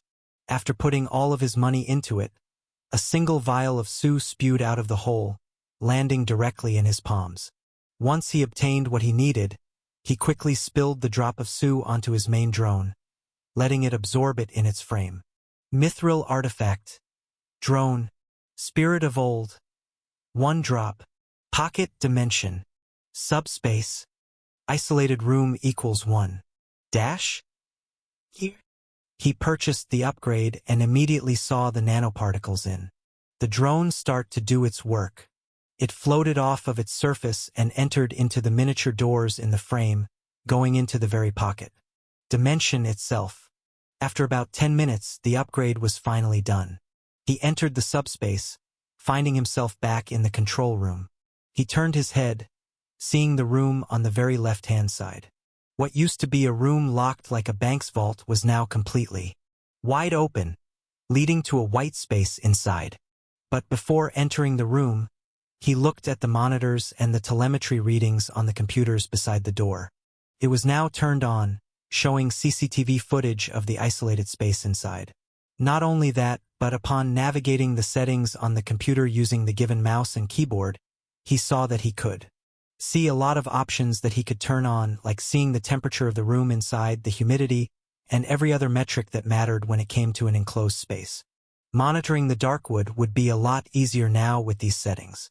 Then finally, he entered the isolate room. As soon as he stepped inside, he found himself in a completely white space. There was no visible edge on the walls, making it seem virtually endless. But upon walking towards the edge of the wall, he felt an invisible barrier similar to a solid wall. Just like the description said, the room's measurements were exactly 10 by 10 by 10 feet, just enough for a small farm. It's time to lay out the soil. According to the experiments, darkwood needs exactly 2 feet of elven soil in order to grow its roots. He took out exactly 200 cubic feet of elven soil brought straight from the Forbidden Lands. A magic circle appeared in front of his palms before a mountain of soil rushed out from his shadow inventory. After patting it down into an even level, the first part of the farm was finally finished. ChatJK5, can you analyze the soil and see if it's in line with the measurements according to the darkwood experiments? It only took a few seconds before his personal AL assistant brought out her assessment. The elven soil has been preserved well, keeping most of its nutrients and beneficial bacteria ecosystem that the darkwood requires. However, it still lacks the appropriate moisture and heat that the darkwood thrives in. Before he brought the darkwood here, he needed to make sure everything was in working order. For the moisture, a simple sprinkler system would suffice, right? Yes, Michael. Devising a suitable sprinkler system now. A few seconds later, a new blueprint was downloaded into his brain. In order for it to be automated, ChatJK5 implemented a simple circuit that would spray out water whenever the moisture level of the air and the soil wasn't at a suitable level. Of course, this needed electricity, which was quite easy. He just needed a battery, which he had with the Unity Bomb. Mithril combined with all 8 elements of mana could create a tremendous explosion. But if it was small enough, it could be an unlimited power source. The problem he now had was actually the water source. According to the experiments, water coming from magic was absolutely prohibited. It would contaminate the darkwood, causing it to wilt and die off. He needed natural water, which meant that he had to build a water tank inside the isolated space, which he needed to refill every few days. Darkwood absorbed every water it drank into its roots, which meant that he couldn't recycle the water from the soil. This was an inconvenience, but not something that would hinder the progress of the farm. Now, there were a lot of ways to produce water. For example, combusting a mixture of hydrogen and oxygen gas would produce a reaction that formed liquid water. There were even these things called hydrogen fuel cells, which were being used in a space station. However, all of those things were far too big to implement in this small space. A 10 by 10 by 10 feet room was just about enough space to grow one darkwood. The isolated space could be upgraded to become bigger, but he was first planning on creating a bigger farming area first if this darkwood endeavor proved to be lucrative. He wanted to prioritize planting as much darkwood as possible, so leaving space to create a big contraption to automate water was out of the question for now.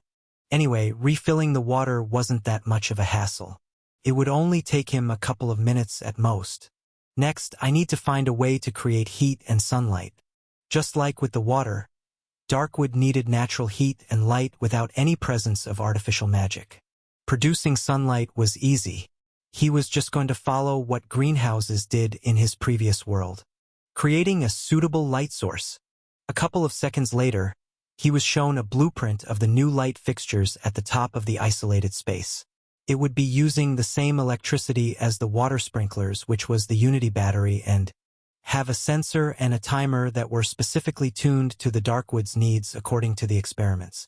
Heat was also easy since he just needed a radiator that was connected to the Unity battery. Next is the wind. Darkwood needs sufficient airflow all around its trunk. ChatJK5 designed a ventilation system all around the invisible walls of the isolated space, with fans pointed directly where the Darkwood would be growing. And finally, the design phase was over. Now he just needed to build the systems. He quickly exited out of the isolated space by going back to the door where he came through. Then, he directly teleported out of the drone and into the dwarven forges in the nation of Reborn. He landed in the middle of a busy workday, with dwarves carrying large metal blocks on their left and right shoulders. "Boss, it's been a while. We haven't seen you at the baseball games in a long time, boss." The dwarves greeted him fondly while they hammered metal on their anvils. They were all quite busy given the state of affairs in the nation of Reborn. Each day, there were new establishments and houses that needed to be built as more and more people chose to become citizens to their grand nation. "Is there anyone free? I need some help with a project," he yelled out. Immediately, a lot of dwarves dropped what they were doing and raised their hammers high in the air. "Me, boss. I can help you. Let me do it, boss." Thanks to ChatJK5, he was able to assess each one of the dwarf's talents to see which would be the best man for the job. He then waved his hand and manifested several blueprints in the air. Each one of them landed in a dwarf whose talents coincided with the needs of the project. They then quickly went to work, producing precisely forged metals in accordance with the blueprint ChatJK5 created. While they were doing all the heavy work, he personally started the job on the internal circuitry needed on the electronics. Thankfully, there were plenty of copper and other electrically conducive metals and alloys for him to create the needed circuits. To be honest, he knew nothing about electrical work. But thanks to ChatJK5 giving him a step-by-step detailed instruction, he was able to finish the job properly in a few hours. Once he returned to the dwarves' workshop, they had already finished the large metalwork that he requested. There were numerous fan blades needed for the ventilation, the pipes, for the sprinkler systems, and the fixtures for the light bulbs. After getting everything he needed, he immediately went back into the drone carrying all the necessary equipment for the farm. He then began setting up the systems on the isolated space by first installing the sprinklers on the soil. The Darkwood would be growing in the very center of the room and would take up a 6 by 6 feet of area on the soil. Surrounding it would be 8 sprinklers, 2 positioned on the south, east, west, and north positions. Each of them were equipped with the automated sensors that he built with ChatJK5's help. Then, he connected the sprinklers to the pipes, which all led towards a simple 5-gallon tank in the corner of the room. After its installation, he started its test. He manually turned on the sprinkler and saw a mist of water spraying towards the very center of the room. Then, ChatJK5 began analyzing the amount of water that hit the very center of the room where the Darkwood was going to be planted. The total amount of water sprayed is sufficient. Next, he installed the fans on the walls around the room. This one was fairly simple as all he had to do was fit all the pieces that the dwarves worked on. Then, he connected its wiring onto the small Unity battery located right next to the water tank. Air started to flow as the fan blades rotated at a constant rate. Airflow has been confirmed to be satisfactory. Once that was done, he worked on the ceiling by installing the light fixtures that beam down light onto the Darkwood. He made sure to install a lot of lights so that it would cover basically all the surface area of the Darkwood stems. After that, he also installed the radiator which would regulate the heat inside the isolated room. Once he connected it all to the wiring, the bulbs started producing a bright light. He then stood in the middle of the room, taking in all the heat and light that was being produced. Heat and light is performing as the blueprints intended. Of course, he wasn't done after just a single test. He made sure to rigorously pushed the systems he put in place to make sure that it wouldn't make an error once he planted the darkwood. It took him an extra day of pure testing before he was finally satisfied with the results. Then, he spent another day outside of the isolated room to see if it would really stay at the same properties as he left it. Thankfully enough, the isolated room lived up to its description. No light, heat, or water was being leaked out of the space, leaving it all inside. It's time for me to plant the darkwood. No amount of tests would suffice unless he actually tried it out with a darkwood. He visited Shiina on her training session with the other Dragonborns and asked her for a little favor. He wanted a tiny, minuscule strand of darkwood from her string. This would be his starting seed.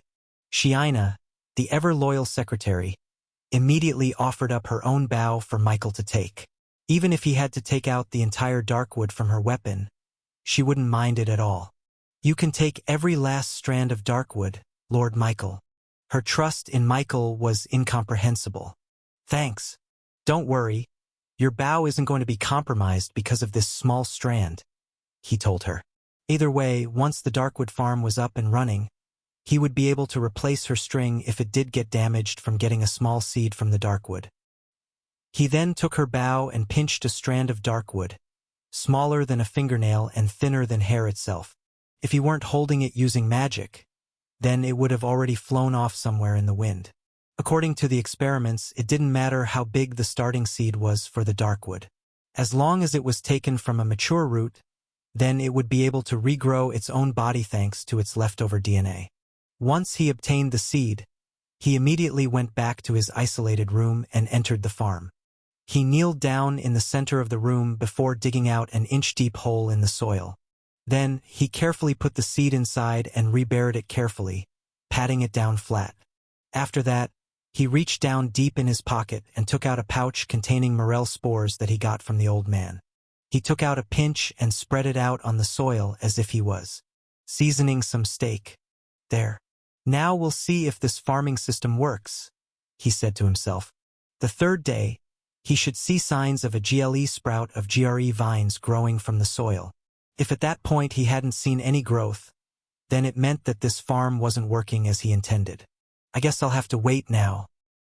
Early morning on the third day after planting the darkwood, Michael eagerly went back to the isolated room to see the progress in the farm. As soon as he entered the control room, he turned around and looked towards the monitors showing the isolated room's telemetry readings. The temperature, heat, and moisture were all at levels that he left it at 3 days ago, which meant that the darkwood's progress should have entered its sprouting phase by now. But as he looked at the CCTV footage inside, he saw nothing rooting out of the soil. It didn't work. He quickly entered the isolated room, feeling himself transported into the white farm room immediately. Then, he looked at the soil and saw that it had been left undisturbed from the first day he planted it. No leaf, stem, or root had yet to burst out of the soil. This should have worked. All the factors in the environment were exactly as the darkwood experiment stated. He made sure to keep the water tanks filled up nicely.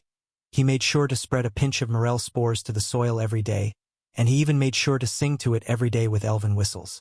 Still, it didn't work. He began mulling it over and over again, trying to think of a reason why this farm failed. But then he realized, maybe there was another factor that the darkwood experiments book had yet to figure out. After all, they too had yet to succeed in growing their own darkwood. If they had, then they would have definitely already sold it to the elves for a hefty price. This means I have to do experiments of my own. ChatJK5. Any ideas? ChatJK5 took a second to recalibrate before giving him a multiple-step plan that would efficiently solve for the darkwood's growing problem. She went through thousands and thousands of iterations and possible combinations of experiments. She was so meticulous that she even planned to vary the moisture levels just by a few decimal points. This could work, but it would definitely take a long time before he found a solution if he went through it with brute force. As expected, I'll need the help of the elves. Perhaps they would have a second perspective on the whole situation. He was just about to get out of the isolated room when all of a sudden, he felt a small rumbling noise. He quickly turned around only to see a small green sprout sticking Out of the soil, the dark wood was growing. What the hell? Was I just impatient? Negative. Darkwood grows tremendously slow like most plants. Throughout all the experiments done with darkwood, its stem would always grow very slow, over the course of a few hours. It would slowly peek out of its soil. It wouldn't suddenly pop out like popcorn. This was definitely a weird behavior from darkwood. It's good that the darkwood is growing, but we don't know why. There seemed to be an unknown factor that we had yet to take into account. And somehow that factor was able to not only grow darkwood, but accelerate its growth as well. After hearing those words, Michael became very curious. According to the elves and all accounts of darkwood in the ancient era, it would grow to its maturity in a month. But this unknown factor could clearly accelerate its growth, meaning that if he fully understood how it worked, then he could possibly shorten its growing period tremendously, thereby increasing the yield. This was amazing. ChatJK5, analyze all factors this instant. Think of everything, from mana to ability power. Understood, Michael. He and ChatJK5 began testing out their theories left and right. He was so focused on these experiments that he spent nearly 3 days cooped up in the isolated room trying to find the unknown factor. Unfortunately, all of their experiments were useless. He couldn't make it grow extremely fast, unlike that one instance. He was starting to think that he was still under the mushrooms effects and he just hallucinated the whole thing. You are still lucid, ChatJK5 reminded him. After spending hours on end doing experiments, he couldn't take it anymore and needed a break. He exited the isolated room and laid down on his bed. This unknown factor was impossible to track down. He'd just waste his days trying to figure it out. The only good news that came out of this was the fact that the darkwood was growing as expected. At this point, it will probably reach its maturity next month. For now, he was satisfied with that. The fact that he could even get it to grow in the first place was a tremendous win in his book. While Michael was busy with his experiments, a lot of things were happening in Metropolis. Alaric, Bobby, Aerith, Lucius, and every other leader in the major and minor factions were gathered in one place. Alaric, why are we here? Asked Aerith. This was the question on everyone's mind as soon as they got the letter summoning them to Alaric's estate. It must have been something major since he basically gathered every important person in Metropolis. This is a matter that involves everyone, said Alaric. Everyone was glued to Alaric, waiting on him to say the next words out of his mouth. But before he could continue, Rena raised her hand. If this matter involves everyone, then where is Michael?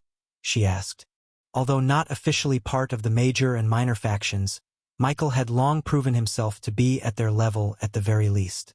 I have sent him a letter and even personally visited his store in Metropolis. But according to his companions, he is currently away on business. This is the same for the Duchess. She should be here right now, but I was unable to get a hold of her even through courier pigeons.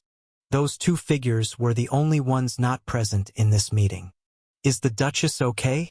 She's been out of Metropolis for a really long extended period, said Lucius. Unbeknownst to all of them, the Duchess was currently enjoying her vacation in the nation of Reborn. And as for Michael, even though he wasn't present at the meeting, that didn't mean that no one from Reborn was. There was a certain shadow in the corner of the room that was silently observing the whole situation. As you all know, the Duchess and I have planned for a parade to welcome the tourists to Metropolis. This was supposed to help them get to know our city better and help facilitate a trade between us, or maybe even have them move into our city permanently. Everyone nodded. This was a pretty good plan so far, with many companies benefiting thanks to the burst of tourists coming into Metropolis. Of course, only those that were in the parade route could benefit directly from those tourists. But that would change if there were more visitors in Metropolis. That was why everyone was waiting for the next batch of tourists to finally arrive. There were still the elves, the werewolves, and the draconians still left. Has something happened to the tourists? Asked Erlos. Alaric nodded. There has. Unfortunately, it seems that they no longer have any plans on visiting Metropolis. As soon as he said those words, Everyone stood up and started complaining. What? How could that be? No more tourists in Metropolis? Then how are we going to earn more sand dollars? You're kidding, right? Alaric shook his head. No, I am not. I thought we had reached an understanding with the tourists, but they changed their minds. How could they change their mind? Where are they going? They can't just camp out in the wilderness forever, said Aerith. Then, Alaric took out a giant map of the royal continent highlighting 3 specific locations. In the very left part of the map was Metropolis, where they were currently at. At the very right was where the wyverns dropped off the tourists after traveling in between continents. They were all familiar with this map and knew that there was almost a straight line of easy travel from the shore to Metropolis, making it easy for tourists to go to their city. But now, in between those 2 landmarks, there was a newly. Of course, only those that were in the parade route could benefit directly from those tourists. But that would change if there were more visitors in Metropolis. That was why everyone was waiting for the next batch of tourists to finally arrive. There were still the elves, the werewolves, and the draconians still left. Has something happened to the tourists? Asked Erlos. Alaric nodded. There has. Unfortunately, it seems that they no longer have any plans on visiting Metropolis. As soon as he said those words, everyone stood up and started complaining. What? How could that be? No more tourists in Metropolis? Then how are we going to earn more sand dollars? You're kidding, right? Alaric shook his head. No, I am not.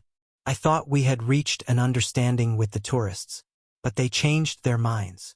How could they change their mind? Where are they going?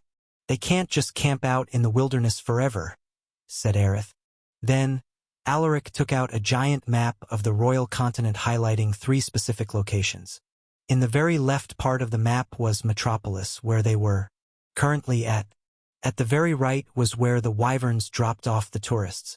After traveling in between continents, they were all familiar with this map and knew that there was almost a straight line of easy travel from the shore to Metropolis, making it easy for tourists to go to their city. But now, in between those 2 landmarks, there was a newly. What do you think other territories would think after they hear this news? Do you think they'd just feel sorry for us now that they're not coming to Metropolis? She asked Reptar. No. They'd take advantage of the opportunity, he muttered. Alaric sighed. And therein lies the crux of our problem, ladies and gentlemen. The Draconians have given the other territories a chance to gain an advantage over us, and trust that they will take it.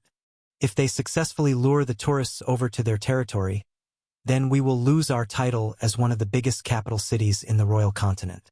Now, I know that we all consider ourselves as rivals, opponents, and enemies, but in just this one instance, I hope that we could all come together and move as a unified group. The Draconians are a prideful group. They do not believe that we deserve the right to grace us with their presence. So we must show it to them. We must show them why Metropolis stands at the top.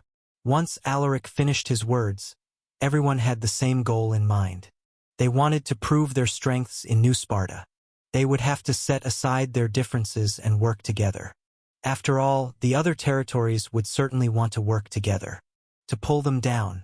In short, being at the top for so long put a target on their backs, which meant that they all had to cover for each other's if they wanted to survive this new era of tourists.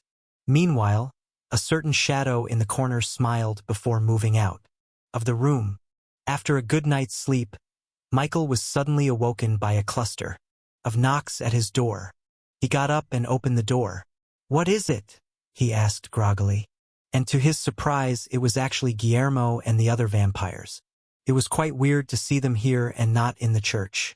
So he immediately knew that something was up. "Is there a problem?" Guillermo nodded. "We have been trying to recruit all the vampires that we could contact into the religion of the Iron Maiden.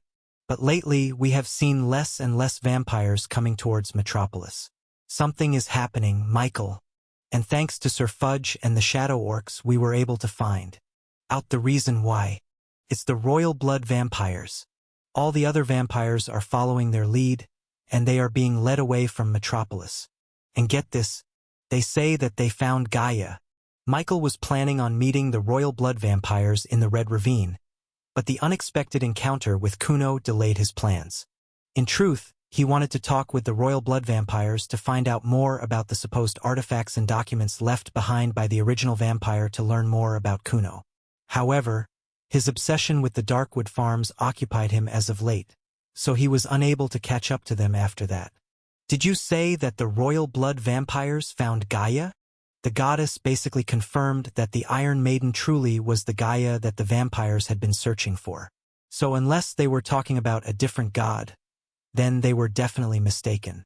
That's what we've been hearing, Guillermo replied. We tried to persuade the other vampires, but they truly believed that the Iron Maiden is not the goddess we've been searching for. Michael was curious to know what kind of evidence did these vampires see to have them believe so adamantly that they found their supposed Gaia. What made them believe so? Guillermo paced back and forth in the hallway. It seems that some humans found evidence of an ancient relic that ties back to the old religion of Gaia. Now, all the vampires are requesting their help to recover it. Some humans? It was very well possible that what they truly found was a genuine article of divinity from the ancient era. If that's the case, then why are you so worried? It's because we were attacked, said Guillermo, showing Michael a newly formed scar on his chest. When we tried to convince the other vampires of the truth, the humans started attacking us, saying that we were blaspheming the name of Gaia. They were trying to make sure that the other vampires don't find out the truth so that they can manipulate them. They're being used as weapons to achieve their own goals. If what those humans say was true, then they wouldn't so vehemently reject the notion of the Iron Maiden. Michael took a deep breath. He already hated those humans before he even met them. We must get them to see the light, Michael, urged Guillermo. All right, he said. We'll catch them. Guillermo heaved a sigh of relief. They're going to be hard to find. If they enlisted the help of the vampires, then they would be almost invisible to the naked eye. Michael wasn't worried. Don't worry, he said, looking down at his shadow. Then, before he even said anything, Fudge suddenly jumped out from under his feet and landed on the ground with a superhero landing. Master, you called? I assume you've already started the search? Fudge smiled. Of course, Master. The Shadow Orcs have already tracked them down to a certain cave just a few kilometers off of Metropolis. We can teleport there immediately. Meanwhile, under the light of the moon, humans covered in a dark robe convened together with hushed voices. How has it been with the vampires? One of them asked. We have the ordinary vampires under control. Their undying loyalty to their god makes them very easy to manipulate. Replied another. The only one that we have a problem with is the royal blood. Have they not taken the bait? The robed figure shook his head. No. They are skeptical of the whole situation. We must control them if we stand any chance of competing in New Sparta. One of them insisted. It would have only taken a matter of time to convince the royal blood, but there's just one problem. The Iron Maiden religion. The other robed figures almost scoffed. I've never even heard of that religion. They might be located in Metropolis, but they are not big enough to cause us a problem. However, we have encountered a few vampires who seem to believe that this Iron Maiden is the true goddess that they've been searching for. One of the robed figures scratched his chin. That is a problem. It seems that we have another fraudster competing against us. They are probably also trying to take control of the vampires. We don't have to worry about it, said someone, shrugging. As long as we can convince the royal blood vampire, then we'll have the other vampires running to our side. Just then, deep in the night, they suddenly heard an eerie laughter echoing in the wind. He he he he. The robed figures looked around, wary of this new intruder. They raised their mithril relic weapons, ready to fight.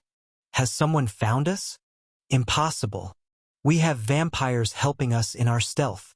However, that eerie laughter echoing around them disproved that. Immediately, hee hee hee. The Iron Maiden is a fraud? Hee hee hee. You guys made a mistake. One of the robed figures relaxed his posture. I see. So you're someone from the Iron Maiden religion. Listen, if you don't want any trouble, then stay in your own lane. Even though the robed figures were doing their best to remain calm, they were actually alarmed and worried. This mysterious voice must have been someone impressive if they could hunt them down even with all the precautions they took. Just then, they saw a figure walking towards them. They tensed. But as the light from the torches hit the figure's face, they suddenly wanted to laugh. It was only a boy with golden hair, barely even a teen. "Are you lost, boy?" asked one of the robed figures. "Nope," Michael replied. "I'm just here to stop you." The robed figures chuckled amongst themselves. "Stop us? Who do you think you are?" They had never seen Michael before, and therefore knew nothing about the feats of strength he accomplished even though he was a mere boy. The three robed figures raised their knives in the air, manifesting their own divas. "You probably don't even know what you're facing," said one of the robed figures. "This here is called a diva." But Michael didn't even bother looking at their divas. All he had to do was look at the ability power in their hearts and knew that they were nothing to worry about. He estimated that they were somewhere in between the third and fifth stages of body formation. "Wake up the others!" shouted one of the robed figures. Then finally, the whole room brightened as the torches on the wall lit up and more people entered through connected tunnels. Michael looked around, noticing that most of them were vampires. Guillermo, who was right beside Michael, immediately pleaded with his fellow vampires. "These humans are just using you." But the robed figures laughed. "Don't believe them. This Iron Maiden is just masquerading as the real thing in order to trick you, in order to weaken Gaia from her reincarnation." And surprisingly enough, the vampires ignored Guillermo's warning and still followed the robed figure's words. "That's right. You have no power here. Vampires destroy the evil Iron Maiden from this world," commanded the robed figures. One of the vampires looked apologetic as he faced Guillermo. "I'm sorry, brother, but you have strayed from our path. We have seen the true path to reincarnating Gaia. It is not too late for you." Michael, Guillermo, and Fudge were surrounded by at least 20 different vampires on all sides. They might not be physically strong compared to the others of their race, but their numbers would definitely be enough to overwhelm even a small army. Not only that, but there were about 6 robed figures altogether, each one having a strength above the 3rd stage, but below that of the 5th stage. All in all, it seemed that Michael and his group were destined for failure. At least, that's what the robed figures thought. Michael remained calm. Others would think that he was frozen in fear, but in truth, he was currently in a heated debate with Harbinger. Perfect, perfect, perfect. Godforge pieces ready to be devoured. Harbinger didn't think of these robed figures as threats, but merely as treasure chests waiting to be unraveled. Even though Michael needed about 3 times as much Godforge pieces as a normal magnetic, if he were to harvest every single Godforge from these robed figures, then it would be enough to get him over to the 6th stage of body formation. However, Michael was still wondering if it was ethical for him to do so. Stripping away someone's Godforge pieces was too severe of a punishment, and he was still on the fence whether these robed figures deserved such a treatment. "Come on, Michael. They're manipulating these vampires to do heinous things for them in the name of Gaia. That's enough of a crime." Michael stayed silent. Enough for them to go to jail, yes. But taking their Godforge is tantamount to killing them. "I don't think they're—" But before he could even finish his thought, the robed figures suddenly pointed at him and issued their command. "Kill these frauds." Michael sighed. "Now, why did you have to go and say that? Now I have to get your pieces. An eye for an eye, a tooth for a tooth. If he didn't defend himself now, then they would kill him. So, it was only natural for him to dish out the same punishment in return." All 20 vampires bit their own fingers, letting blood flow to their hands and solidify into a weapon. They raised it in the air and shouted, "For Gaia!" They charged towards Michael, weapons in hand, ready to skewer him from all sides. "That's why you should have stayed in your lane, boy," shouted one of the robed figures as he lunged at Michael with his knife. More than 20 weapons were just mere moments away from piercing through Michael before he finally moved. He reached down into his pockets and took out a handful of switches. As soon as he opened his hand, 20 different switches shot out from his palms and hit every single vampire coming towards him. The iron blocks attached themselves to the vampires' chests, stopping their momentum and leaving them completely frozen in time. The robed figures recoiled in shock. What? They looked up and saw Michael's diva, with its arms and upper chest fully formed. The fact that his diva was only about halfway complete meant that he could have only been in the middle stages of body formation. Yet, the power he showed at this moment seemed to have surpassed that. More than 20 vampires were completely frozen in time, controlled by Michael's ability. 20. For his ability to overpower vampires to this state, even controlling their own bodies, should have only been possible if he was in the upper stages of body formation. Impossible! Shouted one of the robed figures as he lunged at Michael with his knife. The mutated goat diva above the robed figure's head reared its horns, empowering the strike with a 5th stage ability power. The knife continued onwards, its momentum and force made completely unstoppable by normal means. Yet Michael simply flicked a graphite block towards him. As soon as the block clamped on the robed figure's chest, he suddenly started reversing back, undoing his own movements, rendering him back to before he even wielded his weapon. Now completely unguarded, Michael flicked the switch in his hands and activated his Unity Saber. He slashed forward, burning through the robed figure's chest. With one fluid motion, Michael defeated one of the robed figures. The 5 others watching this from afar could only stand there in complete shock and disbelief. A 5th stage magnetic shouldn't be this easy to defeat. The fact that the boy didn't even seem fazed with this victory made them realize that they were dealing with someone they had no business angering. Once he defeated one, Michael looked up and searched for his next victim.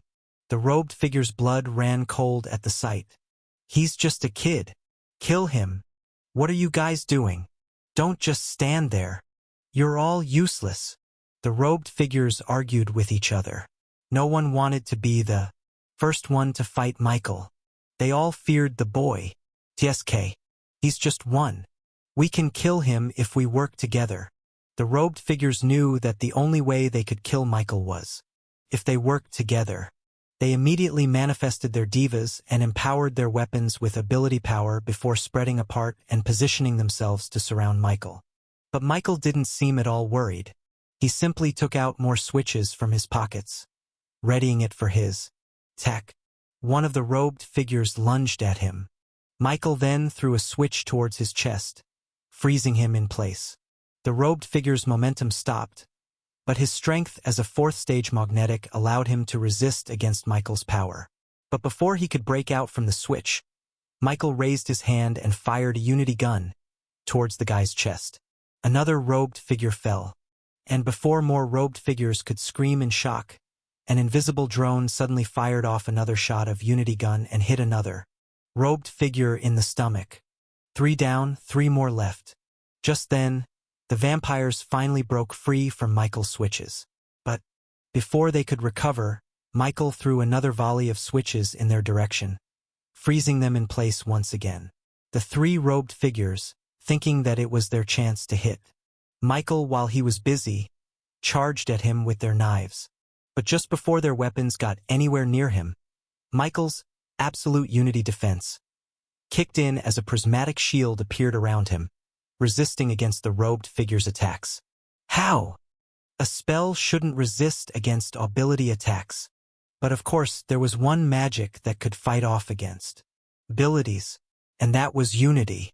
Before they could even understand what happened, Michael swung his Unity Saber, hitting 2 of the robed figures simultaneously. The 2 screamed in pain before falling down, defeated. Now, there was just one of them left. The robed figure fell on the floor and crawled backwards as he stared up at Michael. He couldn't believe that he was facing against a monster like this. Stay away from me. Michael kept walking towards him, ready to deal the finishing blow, when all of a sudden, he suddenly felt a new presence behind him. He turned around, only to see a woman standing in the darkness. "Oh, you were able to sense me?" she said. The woman had jet black hair, pasty white skin and a black robe long enough to scrape the floor just like any other vampire. However, the golden undertone in her inner wear as well as the subtle pressure from her presence alone made it obvious she was different from the rest. "Royal blood?" Guillermo muttered under his breath. Michael stared at the woman. This was the first time he was seeing a royal blood in person. "Is there something wrong with my face?" she asked him. "No," he replied. "You just look like someone I know." This royal blood vampire bore a close resemblance to Kuno, with the same sharp jaws, thin cat-like eyes, and a pointy nose. If anyone saw the two of them together, they would think that they were fraternal sisters. Guillermo did say that royal bloods are the ones most closely related to the original vampire. Is that why they look alike? Meanwhile, the robed figure heaved a massive sigh of relief as he saw her arrive. "Royal blood Lilith," he reached out. "You've arrived just in time. There's a heretic trying to kill me. Dispose of him and you will please the goddess Gaia." Lilith spared a glance at the robed figure before scoffing. "You do not order me, human." Then she turned towards Michael. "But I am curious as to how a boy like you could sense my arrival." Of course, even the best stealth skills in the world needed ability powers to work. And thanks to his drone, he could see those from a mile away. "Kill him now," the robed figure urged as he clung on the walls. Guillermo immediately intervened. "Royal blood Lilith, do not believe the words of that human. He speaks nothing but lies. He does not know the relic of Gaia." The robed figure scoffed at his words. "And you think that your Iron Maiden is the true religion? It is nothing but hokum, royal blood Lilith." Lilith hid her hands underneath her robe. "I heard of this Iron Maiden religion when we entered Metropolis. And you think that this is the true one we've been searching for? Does it worship Gaia?" Guillermo nodded. "Yes. Do you have any proof of that?" she asked him. "Why should I believe you and not him, when he has the proof to back it up?" "What?" Guillermo asked, stunned. "Proof? They were just lying." Just then, the robed figure laughed. "That's right. This is our proof." He reached down his robe and revealed a red crystal in his hands, which glowed bright under the moonshine. Michael's eyes narrowed. He recognized that material. "Royal blood Lilith. You know what this is, right?" the robed figure asked. Lilith nodded. "That is a remnant left behind by the original vampire. It is forged from her very own blood, which once solidified, can be as strong as the mithril that dwarves were so proud of." The red crystal was the same as the shackles that imprisoned Kuno in the Gothic castle. So that's the reason why these vampires were so loyal. They somehow got a hold of Kuno's blood. "Those were left behind as clues for us to find," Lilith added. "According to the scripture left behind, it was foretold that those remnants will allow us to find the goddess Gaia in the midst of her disappearance." "That's right," the robed figure exclaimed. "This is proof that only we can lead you vampires to the goddess. We have been chosen. Kill this boy and you will bring Gaia closer to her arrival." Guillermo was at a loss for words. He would have never thought that they had that kind of relic in their possession. Now, it would be extremely hard to convince Lilith of the truth. "Our main purpose in life is to bring back the glory of the goddess," said Lilith. "We are obliged to follow even a single smudge of evidence. That will bring us closer to that goal." Then, she suddenly turned into a puff of smoke, disappearing completely. Michael immediately looked at his drone vision, seeing an invisible figure light up with an orange glow just mere moments away from grabbing at him. He quickly threw a switch forwards, landing on Lilith's chest. She stopped in place for a millisecond before his control over her broke. Lilith reappeared, her face filled with surprise and confusion. "It seems I underestimated you." Her Tao heart glowed with an intense orange light, brighter than anything Michael had ever seen in Beastfolks. According to the Beastfolk vision upgrade he got from his drone, Lilith was at the 9th Tao, which was the equivalent of a 9th stage. Body formation magnetic. But despite the difference between them, he was still able to stop her, even for a brief moment. This was astonishing to her.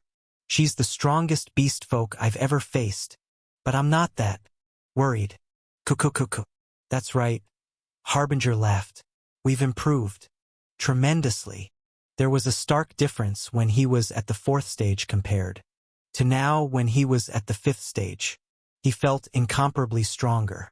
If it was before, he probably wouldn't have been able to defeat the robed figures and the vampires just by himself. But now he dealt with them with extreme ease. The 3x requirement for his God-forged pieces was finally showing its worth. So, he wasn't that at all worried about fighting Lilith. And besides, he wasn't thinking of truly fighting her. He just needed to fight her long enough to convince her. You don't have the luxury to daydream, Lilith said as she summoned blood drops in the air, each one packed with ability power. Caution. Her blood powers will cause an explosive reaction upon contact, warned ChatJK5. Lilith swung her hand, and tens of blood drops shot towards Michael, whizzing faster than a bullet. Michael swung his Unity saber in a circle, destroying as many blood drops as he could make contact with. But Lilith kept appearing and disappearing in completely different spots, randomizing her blood drop shots. Some were able to pass through his stance, coming towards his body, before his absolute Unity defense kicked in and nullified its effects. The prismatic shield shattered as it took on the full brunt force of a 9th Tao blood power. It would take a few more seconds before it completely regenerated. But the shield did its job.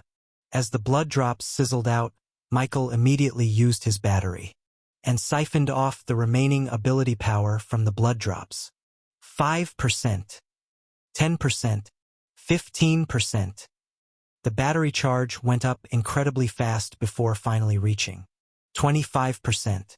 He was just 5% short of activating his quantum step. Cuckoo. Did you forget? You're in the 5th stage now. Your ability power has gotten stronger. Michael's eyes widened. Harbinger was right. Back then, he needed to siphon the full 30% battery charge outside of his own, or else he'd be completely depleted.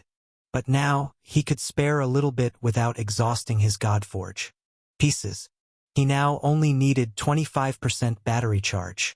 Meanwhile, as Michael and Lilith were embroiled in battle, the robed figure took this chance to slip away from their grasps. He crawled on all fours, struggling to escape. But just then, he felt a hand cling onto his feet. He turned around, only to see 2 vampires grabbing onto his legs. What are you two doing? Unbeknownst to him, these 2 vampires had a strange shadow that looked like a smiling, devilish figure.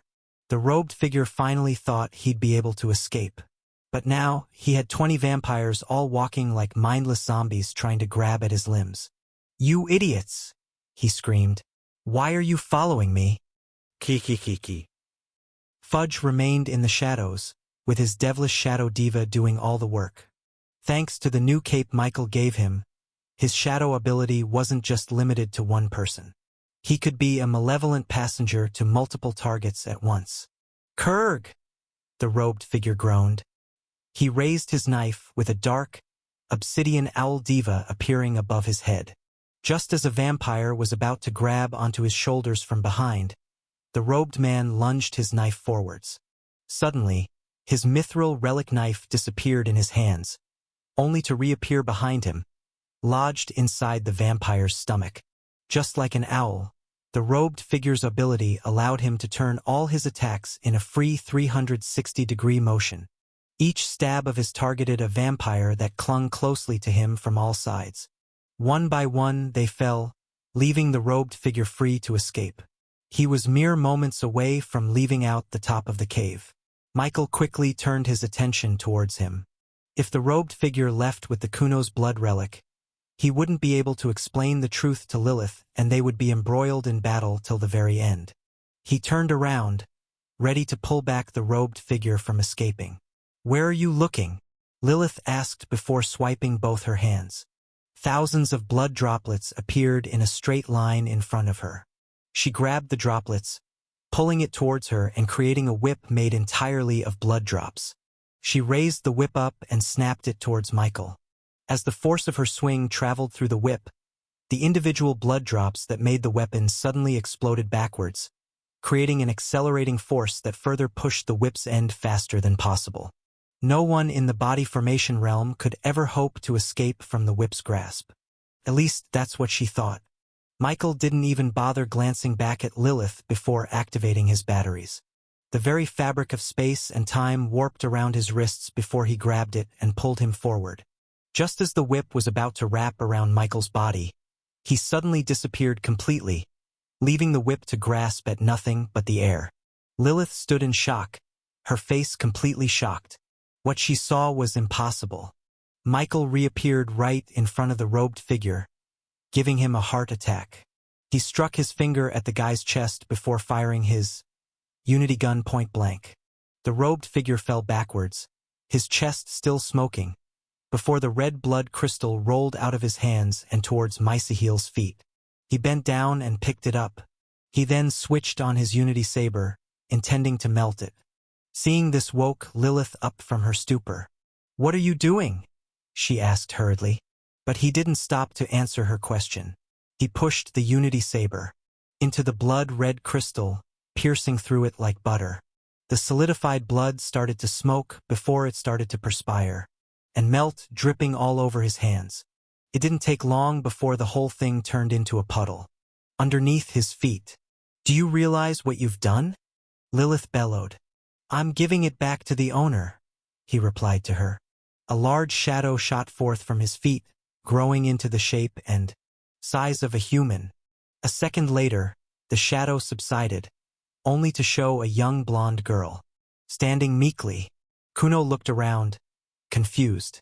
"Michael? Where am I?"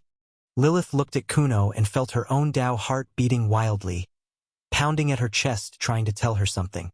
Perhaps it was because the resemblance between them was uncanny.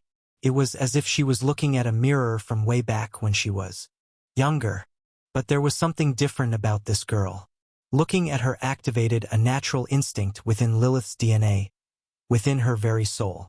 Reverence, obedience, and gratefulness. Those were the three emotions boiling in Lilith's mind as she gazed at Kuno. Who is she?" Michael looked back at her. "You already know who she is." Lilith shook her head. "That's not possible. She can't possibly be the original vampire." Just then, the puddle of blood underneath Michael's feet started to flow upstream towards Kuno. As soon as the first drop made contact with her bare feet, tremendous surge of power exploded out of her body. Michael and Lilith had to cover themselves from the gust. The blood rushed towards Kuno, its speed getting faster and faster as she absorbed more. Her feet started levitating off the air, and the blood followed with her, flying off the ground as droplets. Kuno's eyes were slowly turning golden as she absorbed more. And as the last bit of blood returned to her body, an invisible force flowed outwards and made contact with all the vampires in the vicinity. Lilith, Guillermo, and the other vampires felt an uncontrollable urge to kneel down in front of Kuno. They knew in their heart of hearts that they were looking at a legendary figure, the progenitor of their kind, the original vampire. Finally, Kuno's body lost the golden glow around her, turning her eyes back into its original black color. Her blonde hair fell back neatly on her shoulders. Her body seemed to have grown again, but this time by only a minuscule amount. I remember now," Kuno muttered. "This place used to be a church. Many people were worshipping someone here. I was worshipping them." Then, she looked at Michael, embarrassed. "Sorry, Michael. I still don't know who I am." Suddenly, she heard a thud. She turned around, only to see the vampires kneeling towards her in reverence. "It is a miracle," Lilith exclaimed. "Oh, how long we have waited for your arrival." All of them were welling up with emotions, Guillermo especially. He felt extremely blessed to see not only a semblance of Gaia's figure with the Iron Maiden but also the reappearance of the original vampire. He felt ashamed that he didn't recognize her the first time he saw her. Michael, what are they talking about?" Kuno asked. Lilith grabbed her hands. You are the original vampire, our ancestor. Kuno recoiled from her touch. Original vampire? What? No. I don't want to be that. I want to be a ninja. Lilith and the vampires were frozen in place, as if they were affected by the switch. Michael sighed. Fudge's influence yet again claims its victim. Ahem. She's lost her memory, he explained. She doesn't remember her past. Lilith bit her lips before determination flashed across her face. I understand. Those blood crystals contain your very essence. And by returning it to your body, you will gain back what you have once lost. Do not worry, progenitor. I know. We will make it our life's mission to gather all blood crystals in the world and make you remember your true identity. You can swear it on Gaia.